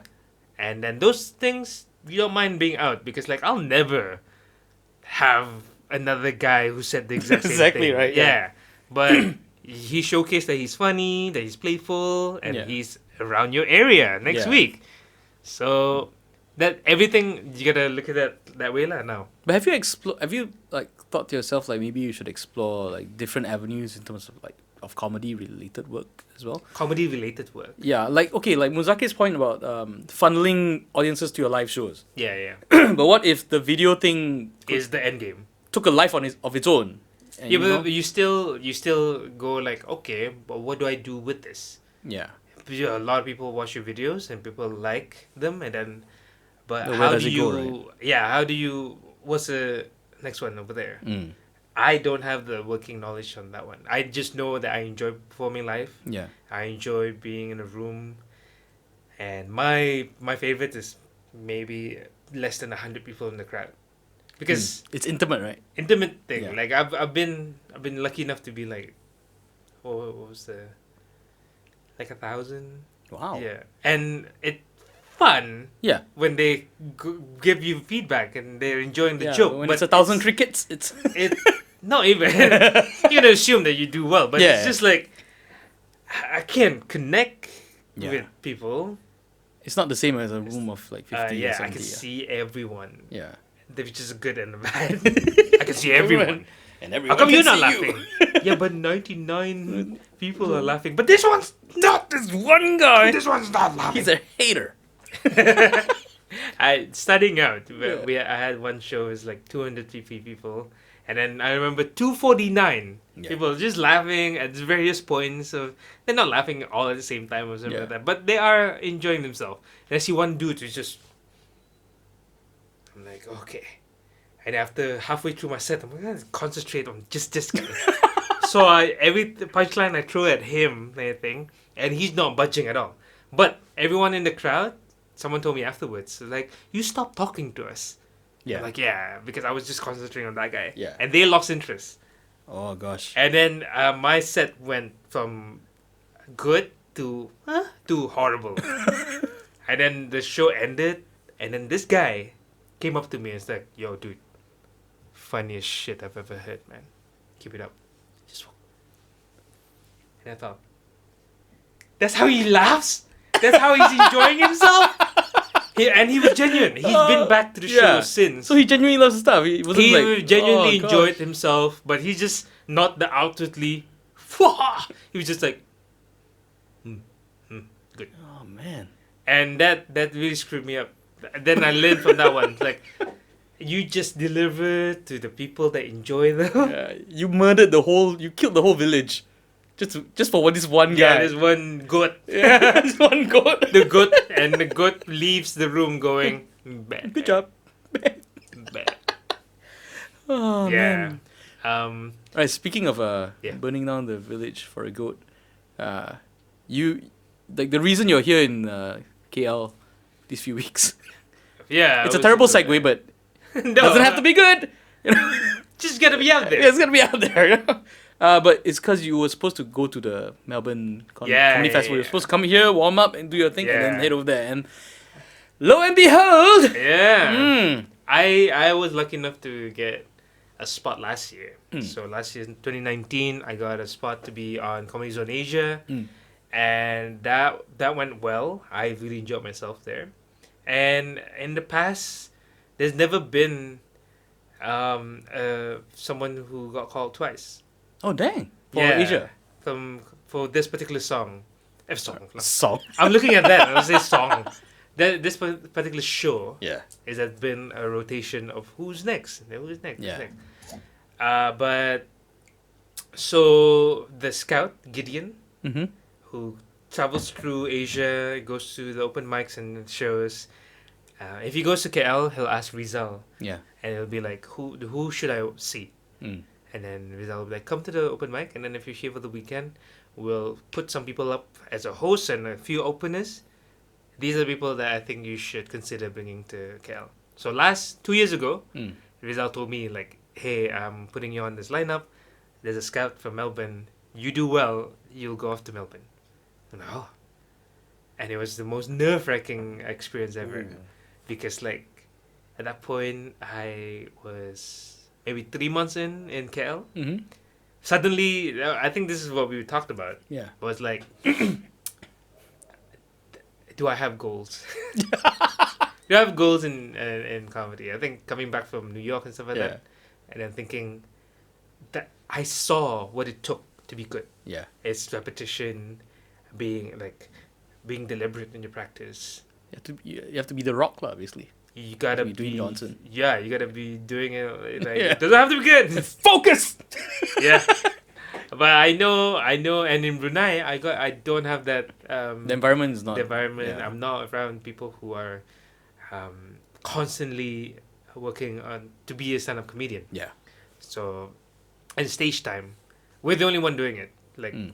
Bruhaha, and we could do it once every 3 months. Yeah. The And turnover rate of jokes. yeah, is fast, and just you can- performing, just focusing on performing as opposed to focusing on performing and putting the show together is a huge difference, Yeah. right? Yeah. Because Yeah. if you're, It's the producer not- and the creator. yeah, part. the Melbourne isn't asking you to go there and organize no, the stage. They just want you to perform, right? Yeah, So you yeah. want to maximize performance. But time. I came to KL last 2 years ago. Just give myself a year, and I didn't know where this career would take me or anything like that. And but I remember my mountain of money about to run out, and I'm like, okay, it's just a little bit of a last thing. Like if I come to KL for a year and I don't get anything out of it in terms of stand-up comedy, then I'll be realistic about myself and probably have to quit. But okay, if let's say if it comes to the point where like you do have to quit, and I would imagine oil and gas, like engineering, would be the Is go-to the fallback? the fallback. I don't know. right? I can't imagine myself back in the office condition. Okay, so at least you've had the taste of the free life, so Yeah. to speak. Yeah. So at least you know that this is like the path forward for you, right? It's I like the autonomy. I like the freedom Yeah. of it. I like the ability to really focus on, and grow skill set Yeah, on my 'cause own and stuff like that. I think the amazing thing about you is that you're not like material wise, you're not attached to anything in particular. I'm lucky in that sense. Yeah, you're Like, very I lucky in that don't- sense. Yeah, I 'cause think everyone would be like, oh no, I need a house. I need, I want to get this. I, mean, need to I've get the been latest very- iPhone. You know, that I've kind of been lucky in thing. that sense. Yeah. Yeah, but you've never come off that way, and it's always been It's always been knowledge, the quest for but knowledge and all perfect, those yeah. stuff had been like taken care of. Mm. Like I'm lucky enough. I'm very realistic. This is why when I quit my job and then I started traveling the world doing comedy, a couple of avenues in Brunei, like publications and websites, are like, can we sit down and talk about? And I'm like, okay, sit down and talk, and then they say like, oh, you're an inspiration for. Like, I'm like, to pause, don't use that word. Do not use that word. And I'm like, why? It gives me the Yeah. I hate when they talk about like, this is. You're inspiring people to quit their job and go for their passion. I'm like, yo, pause. No. Don't do this. Like, Yeah. I've been in a very lucky, privileged. Yeah, there's a guy who wants to be a zookeeper. Yeah, and he's stuck in the office earning $9,000 Bruneian dollars a month, and he's unhappy. No, he's I wish him well. Yeah. We'll miss you, man. No, I'm talking about like, I don't like when they use the word passion, because it's so toxic as a word now. Yeah. For me, It is. because it becomes like, if you can't find your passion, you can never be happy. No, just happy. Everyone's goal of happiness is very. Is it better to be happy or content? I think it's better to be content, because happiness is such a fleeting. Exactly, and I think all this like the whole notion of everyone telling each other like, you gotta like follow your passion, follow your dreams, and do what you love. I'm like, yes, to a certain degree, but you gotta like look at things from a zoomed out view as well. I think Just be a bit realistic. And I think well, yeah. putting passion as a word Yeah. is scary, because you will go through. If you have a time, you should read the book Seth Godin, The Dip, because you were talking about it just now, and this is the terminology that he introduced to me from via the book. We didn't talk, but he said like every endeavor that you put on, there's an initial excitement thing, like, oh my god, I'm doing this. And it's like, oh, I've always wanted to do this, and then when your expectation, your skill set reach to a point where it doesn't match anymore. Where the first time you go on stage, you're like, I just want to make people laugh. Yeah. And it's like, I want to make people laugh consistently for 3 minutes. Yeah. And then there's like, oh, you're not good yet to be doing that. So it comes to a point, maybe after your 10th time and you're bombing and consistently and nothing's working out, go down. Yeah. And it's called the dip. And everyone, anytime you go to your first you're trying to make a relationship work, trying to learn a new language, trying to work out, you're very excited that you're taking up yoga, you can't stop telling your friends about it. Yeah. And then you stop seeing any progress. It feels like you regressed. And that's the dip. Yeah. And after the dip, there's a slog. The slug. Yeah. And then you go to the dip, there's a slog where nothing is happening for you. You're not getting worse, you're not getting better. Yeah. But you just, and then here is when people stop. It's just They'll be like, flatlined, right? I'm not doing anything. Yeah. This is flatlining. I'll quit. I'll find something else. If you keep telling people that following your passion is such a bliss, such a happy thing to do, they go through the dip and the slog, they think this is not me. Right? Whereas there's a point where your skill set and your brain mechanism has been like, oh, this is how you do it. And there's a click, and then you get better for 2 months. And then you go to another dip. Yeah. But that dip is not as bad as the previous one. So this is the This thing. is the part and parcel of it. Yeah, right? go the up, journey. down, slog, up, down, slog. But over time, you zoom out, it does go up. Yeah. But if you tell people, yo, it's gotta feel right, it has to be aligned, and when you're doing it, your full chakras open up, and that is, my friend, a passion. Yeah. If you find that, stick to it. You will, then you'll be down and slog and not getting anywhere.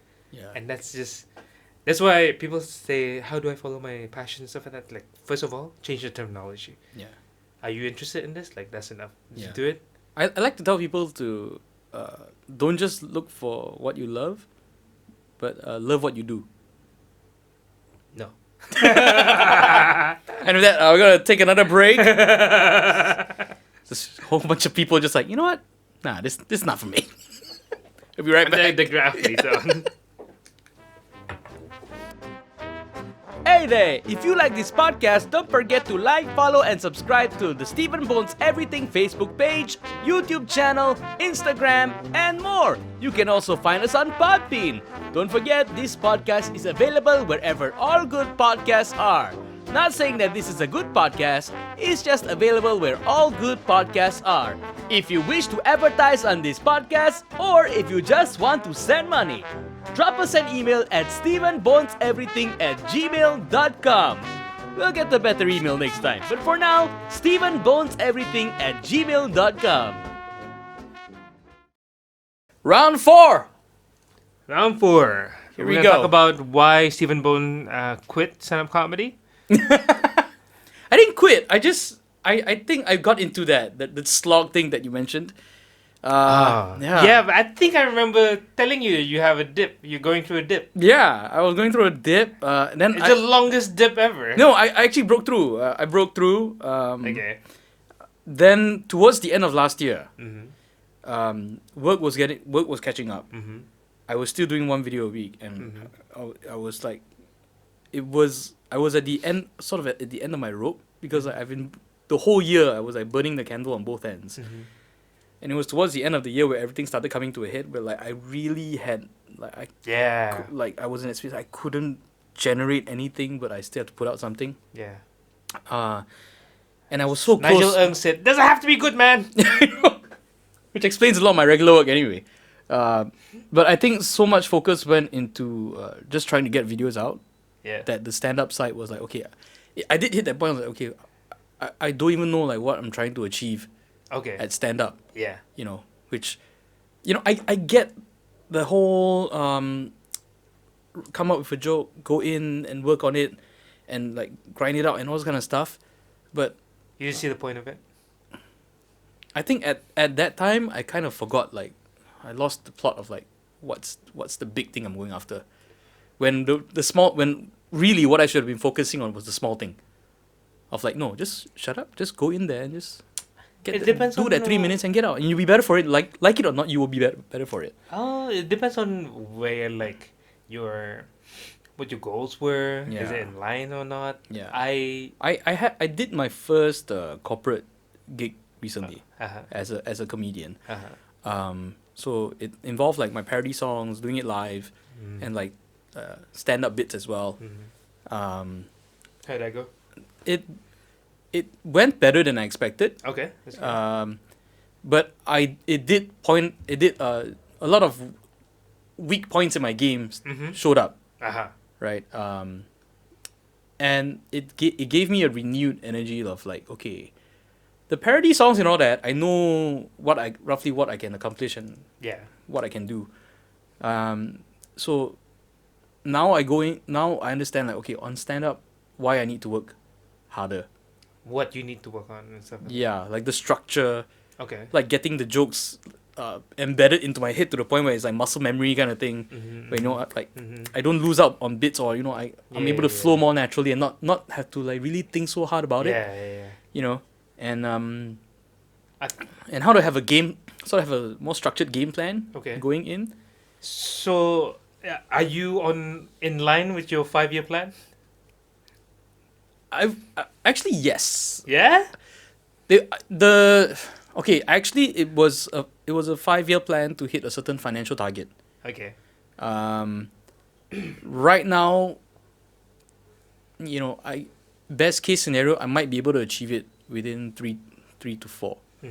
Yeah, if things go well. But we'll This have is to see. before the impending. This is before COVID. Before COVID. We keep teasing COVID, but we never get around to it. I think like there's no point talking about it. Yeah, I got the news that Melbourne got cancelled yesterday. The whole festival. Dang. And it was like in the morning, but I have also been subscribing for I think maybe 3 years now. Daily Stoic. So plug in for Daily Stoic. You can go on their website. Basically every day they send out like an email early in the morning, and then you're kind of like some Stoic lessons lah. And it'll give you some modern day and past experiences, examples, and then how to apply it to your life. So reading that every single day, you kind of like some of the lessons are like, Are you? If the world goes to shit tomorrow, are you prepared? Yeah. Or like, would it take you by surprise? Something like that. So, reading that every day. Muzakir, one time we were performing in Singapore. Yeah. And I went on stage, and I bombed, which is you've seen me. Yeah. And I did not do well. I went back off stage, and then suddenly like just waiting for the show to end. Yeah. Just go through my emails, and then he looked over and he's like, "Wow, Daily Stoic, huh?" And then that's just been a recurring thing. Yeah. Just like I would always have time waiting, and then I'll read some emails, and then he'll be like, "So you go on stage and you die," and you're like, "Nothing matters." I was anticipating this anyways. Oh my gosh. Be prepared. Enjoy the good moments, but also don't be surprised when there's bad ones. But Yeah. I do think that like stuff like this COVID virus coming and like canceling everything, right? I mean, last few months, everything I've been hearing about, like people complaining about cancel culture, and like this coronavirus pops up and it's like And the it's like, ultimate. I'll show you. Yeah, cancel culture. also the cancel culture. I'll show you Yeah, cancel. but I do think that as much as businesses and performers and all that are suffering and venues are suffering and all that, right? Yeah. I do believe that in situations like this, it's never a complete field of losers. Yeah, Someone yeah, wins. of course. Someone always wins. In this Someone will case. come in this case, you know. No, but like okay, like basic things like you can say that that maybe like restaurants are not doing well, right? Because people aren't coming to restaurants to eat because they like worry about people gathering and all that. But the takeout business, the delivery Killing it. businesses, they're killing it, They're right? killing it. So when The disinfectant. Yeah, exactly. people coming over to your office and then spraying some stuff and clean up. Even my side, like the voiceover stuff, I see a slowdown because like people don't want to advertise and all this kind of stuff, right? Okay. So it's affecting everything. But as worried as I should be, I'm not that worried because I feel like, okay, if this is happening and if you feel worried and unprepared, that means there's something else that you should probably do as well. So that the next time something like this comes along, you have this other thing helping your ship float, Yeah. which is like partly why like I've been like doubling up on doing this podcast and all that because like okay, everyone's Yeah, we free. got more time, yeah. Might as well just come do a podcast. You got time. Like, who is it? We're talking to Gajan. Yeah. Gajan's like, now without... Maybe I talked to him or maybe I read his tweet. We're like, now that with downtime, I have more time to go over my set, rewrite some jokes and go over videos and make new... maybe something will come out of it. Yeah, exactly. It's So not a total loss. it's not total loss. It's not a total loss Yeah. unless you make it a total loss. Wow. Yeah. So... dailystoic.com.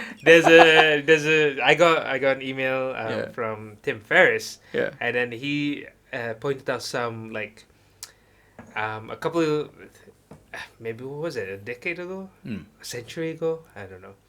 Isaac Newton had to be self-quarantined because of the plague. 1665. Yeah. Cambridge University closed because of the plague. Isaac Newton quarantined himself at his childhood home. It was the most productive time of his life. He discovered the calculus and laws of motion. So, how will you be spending your quarantine time this year? Wow. And I think that is like, because I don't know how productive people would still be because social media didn't exist back then. Right. But yeah. it's rampage now. I've been trying to wean myself off it. I have this new bit about like I went to a comedy show. This is an actual thing. I think one of the first few ones since I got here. Mm-hmm. Prakash is on stage and he's killing it. He's doing so. Yeah. He's just like engaging with the crowd. Everyone loves it. The back row, I see one guy who is enjoying himself. He's laughing. He's wiping tears. He's slapping the back of his friends on the side. Yeah. He's just like, no, that's you. He's really enjoying himself. Yeah. And then in the middle of laughing, he takes out his phone and then go to Instagram and then check IG stories. Oh dang. Not because he wants to record and tell people, but because he sees like what else is going on out there that is interesting. While he's laughing. Yeah. So weird. And I got so angry. I was like, what?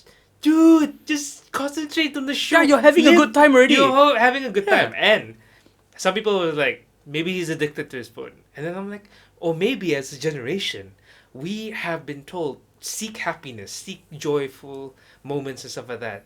That he is feeling it right now. And he said, what else can I top it off? Huh? How else can I get? Yeah. How much joy? Can I put more joy on top of this joy? How much more heroin do I need on top of this heroin is so register? good. Someone show me some pictures of a lamb being cute, a dog adopting a kitten. Oh my Come on! Laughing What? your head off and like, oh my god, they're having the best stew ever. Oh my Oh. god. It's like you eating something so delicious. And Yeah. I'm like, this is amazing! Someone play me the clip from 1999 when Manchester United won the treble. Come on! Can I get my calculus teacher from college calling in to say I am proud? I'm proud of you. She's proud of me. Come on! This is amazing! I was seething with Yeah. anger. And then I realized, like, I'm like, God damn it, stay in the moment. And I'm like, I'm also not enjoying Prakash's performance. All right. Peer pressure. Yeah, and I looked at that. There was a part of me who was like, I'm also addicted to my phone. Yeah. So this is probably like, you know how when you sometimes anger comes in a way that you're projecting, or you see it fully formed in someone else, Yeah. like something that you don't like about yourself, and then you see someone else doing it, you're like, God damn it, be better. I have this weird little thing in me where like I kind of believe that everyone that you feel affected by in your life, Yeah, you know, it doesn't matter how long you knew the person, but as long as that person shows up in your life yeah, and they have affected you in some way, or you Yeah. think about them, or they interact with you in some way, yeah. that no matter what you think, that somehow there's a little reflection of you in there. Yeah, it's a mirror. Right? There's a mirror, right? If you see, with like people being annoyed of a politician lying and stuff like that, and then they get super annoyed and angry, there's a part of it. It's a mirror. Yeah. It's kind of like, I could be that, Yeah, exactly. and I don't want to be that. Yeah. That's why I'm angry. But the moment I realized that, and I tried to like readjust my own self, you know, you can call it like mumbo jumbo, but I kind of do feel like now I get a little less Angry. not angry. I'm fucking angry. No, You're but angry all the time. I'm You very, got- I'm very you angry. got- I've got kids. I'm always angry. No, but I do feel like I get less of those reflections lah. these Oh, days. okay. Because like I'm not actively, you know. Okay. Yeah, I'm trying to like focus on other things Yeah, and yeah. yeah. I am more aware of these emotions and stuff like that because like I've starting I need to get back into it. But I've a period of time where I'm into like actually doing meditation work. Oh, okay. So it's kind of like just from the practical point of view. There's no like trying to be more in touch with myself. Like it's just Yeah, looking you're not- at brain Yeah. function. You're not trying to like teleport yourself into Yeah. the next I'm dimension. not trying to go like, yo, this reality suck. I want the next one. I want the audience from the next dimension so I can do more crowd work. That no, I'm not trying to transcend the different. No, Yeah. I'm trying to purely from a brain function point of view. Like what I think I read someone's explanation, or maybe it's a study thing.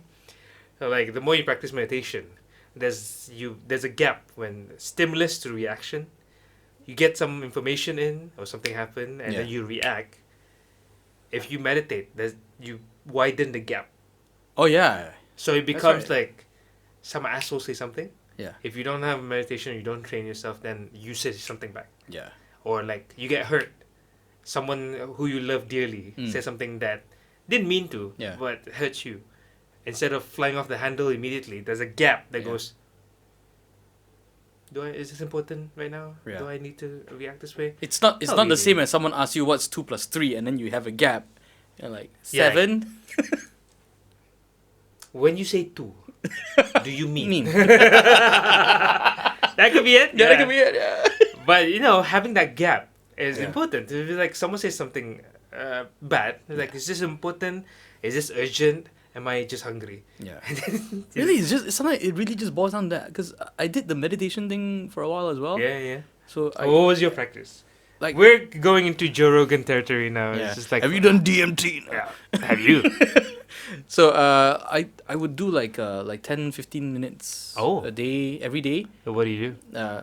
I just use this site called Headspace. It's Oh, an app yeah, and all- yeah. So that was That's quite good. useful, and it really like helped me improve significantly. Like there were times where like creatively I hit a wall, could not figure out anything. Do a meditation session, poof, Yeah. ideas just came out, and it just I you know, get just back came into in. that because I am. Yeah, I need to get back into that as well. Yeah. Like the dip, right?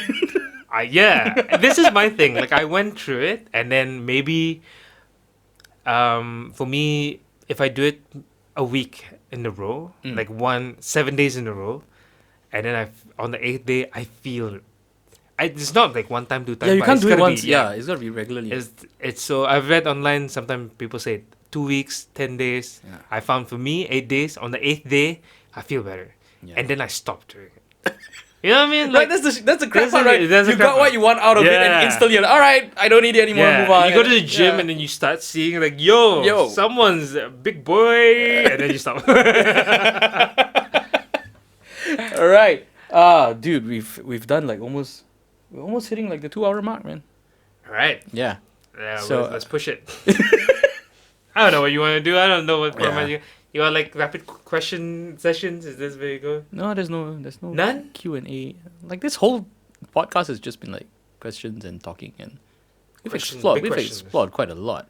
Did But we? but did you I don't know. you ask like did we ask the thing like why pursue art? Did you actually ask that just now? Why are you doing this? Why am I doing this?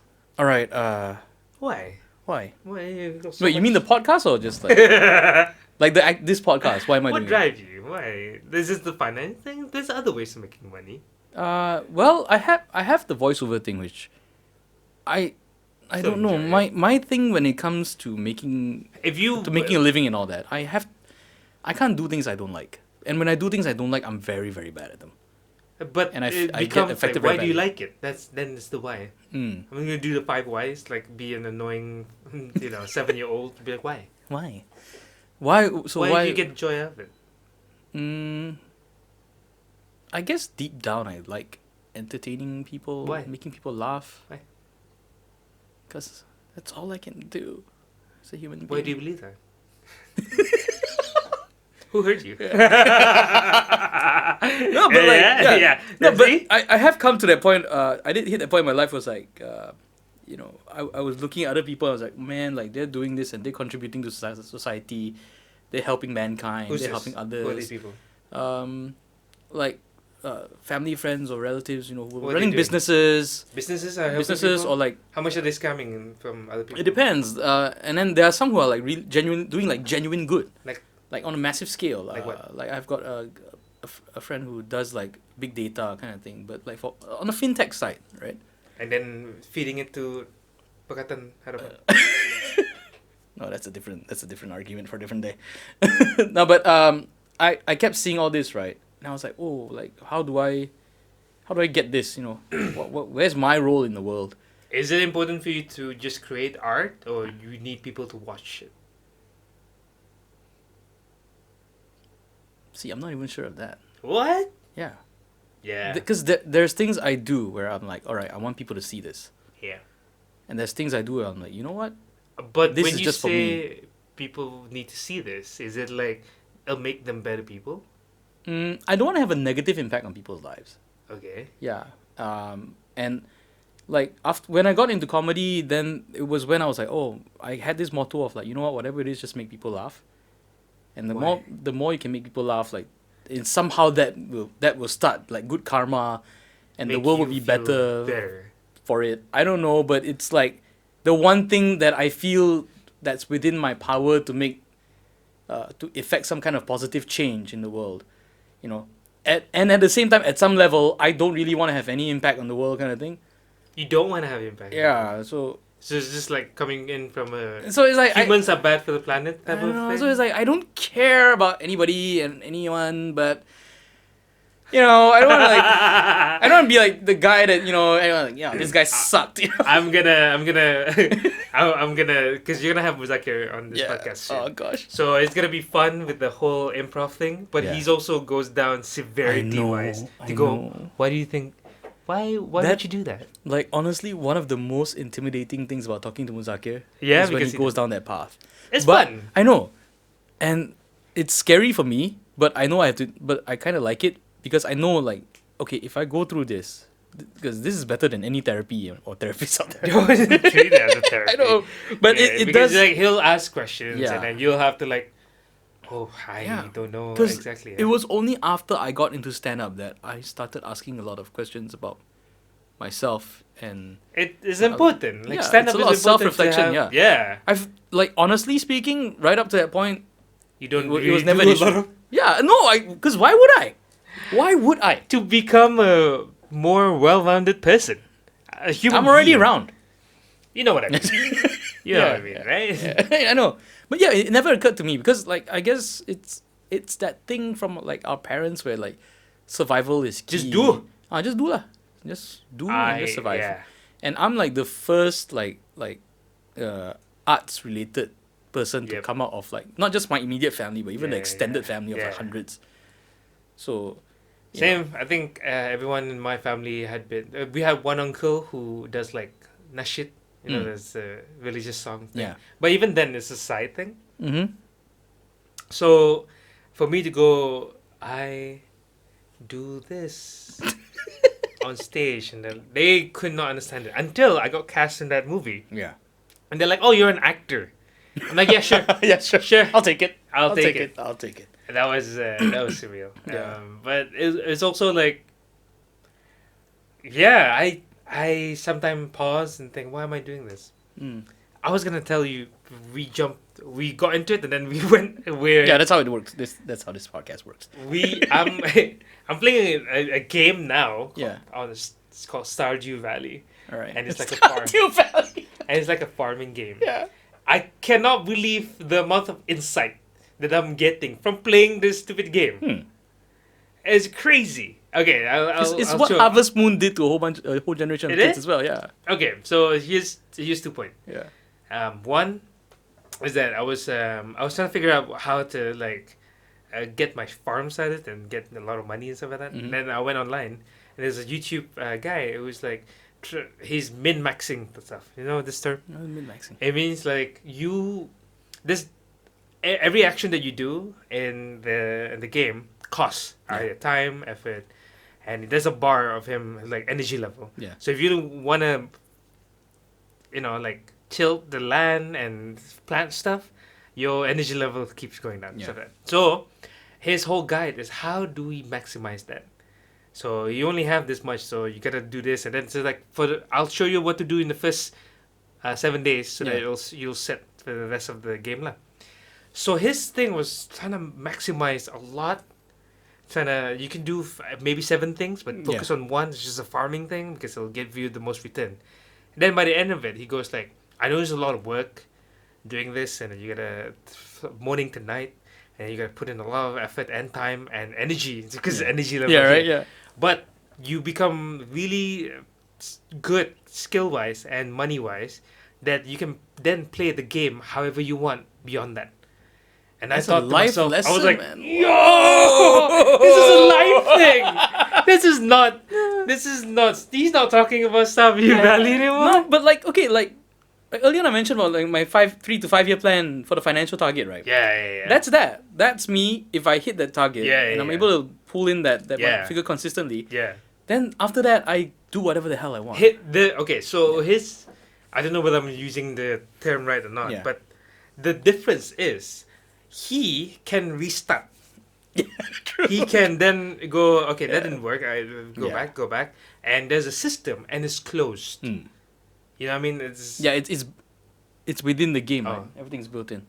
Oh, suddenly there's a okay. Oh, it's just a camera being dodgy. Okay. Yeah. The system is closed, meaning you do X, you get Y immediately, something like that. And then you experiment something, and then it didn't work. Okay, let's go back to day 0. But with life, us now. Yeah. And I moved away from going, like if you look at the, I don't know how you do it, but if you are trying to build your website or your podcast, or trying to churn out, there's something called the lag metrics and the lead lag thing. Okay. Lag means let's measure something after you've done it. Okay. So money, number of viewers, people commenting, these are lag, meaning you won't know until after you do it. Yeah. It's not very reliable because it's like you have very little control. Yeah. Because if it doesn't go viral because Instagram suddenly say we're gonna use a different algorithm, or like people are so concerned about the end of time that they don't have time for this one. It's happened before. Yeah. Yeah. So it's like you mention a name that people are saying, yo, that's similar to a politician name and we don't like him. Yeah. These things are lag stuff. Like you have very little control. Yeah. The lead stuff is how much time can I put in? That one I can control. How much video do I put up? That one I can control. How people react to it is very little. Yeah. How many assholes will be talking to me today that I will lose my shit? That one you can control. Yeah. How much time am I putting to the side for meditation? That one you can control. Yeah. So moving away from lead lag thing, also the star view value was like, yo, whoa! I had to pause the game. I had to switch it. I had to go for a walk. That's how great it was. I had to go to a walk. Oh, I'm like, oh, that was amazing. I'm gonna change my life. Go back to star view value. The second thing that I got out of it was the idea of seasons. Okay. Which is very foreign for us because there's rainy season, hazy season, and during season. Yeah. That's it. Yeah, but that's it. Everywhere else, like if you move away from the equator, people live in seasons. Yeah. And maybe that's some of the most productive society and country operate on seasons. Yeah. And I thought like, does that help? And then I was just doing like thinking back and complete the dots and stuff like that. Seasons might have helped this society and communities grow. Yeah. Like if you knew that you had to be productive in this period of time, in order to gain this reward. Yeah. Because if you don't, you die. Like if you need to be productive in summer and fall, because winter there's no food. Yeah. You can't grow shit.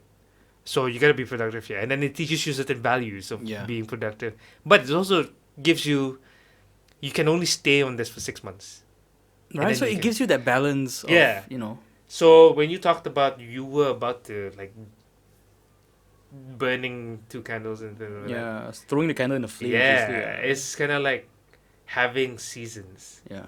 So that's why people who are performing in these festivals, like Melbourne, Edinburgh, stuff like that, they know when it is every single year. They know that's they have to go there for a month. So 6 months before that, they start working on their show, and then it's intense. And then before that, they can work on any other project, but this one is focused on that. And after that, they can have like 2 months of break, and that's the rhythm that they go. And having that make them productive. Yeah.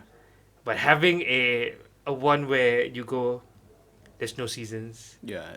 You have to set it up slog yourself. It from beginning to end. Yeah. Yeah, and that could, for me, I'm seeing the value of having like seasons now lah. Having like, if I say, what if I release an hour every year during my birthday? Okay, my birthday is the same time every year. Yeah. So that means before that I have to. You can start working backwards, I guess. Yeah. Reversing. And it doesn't mean anything. Who cares about your birthday? Yeah. You do. Yeah. Only you. And then you go like, okay, I can create my own seasons lah. I'm experimenting on seeing whether that would make it productive. Like churning out stuff. Yeah. And being like, doesn't have to be good, but at some point, you run out of steam. Yeah, exactly. So, but what I realize is that it's like the whole slog and dip thing. Scared by your own shit, but it's like about to run like you feel like you feel like you're dying, like you're not putting out anything. You're running on fumes and you've got no ideas left and your ideas suck. But then after you get it all done and you zoom out, like no, actually, compared to where I was at the beginning, I still there's still measurable progress. Yeah. I take.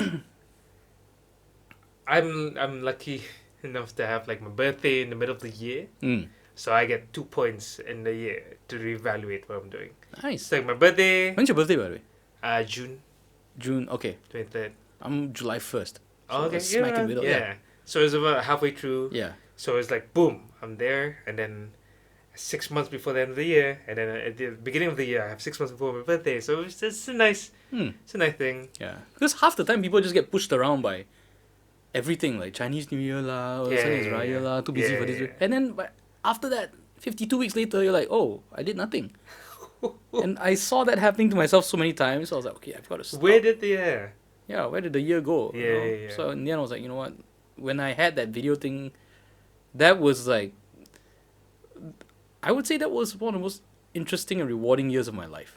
It took me through a lot of ups and downs, but the amount of growth and development I achieved from it was like second to none. Second to none. Yeah. Yeah.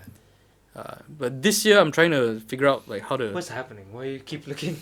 Oh no, I'm just making sure the video is recording. Yes, it's recording. Okay, because this is we're about hitting the mark where it's about to crap out. Is it? Yeah. Okay, we'll wrap it up. So in total, follow your dreams and passion. Yeah, but play Stardew Valley and subscribe to the Daily Stoic. Just subscribe to Daily Story. I think that's the takeaway. Yeah. All right, if you're ever in Brunei, come check out our shows. No, seriously though, do go check them out. So once again, we got Zainal Bostaman. Thank you very much. And iBone everything. iBone everything.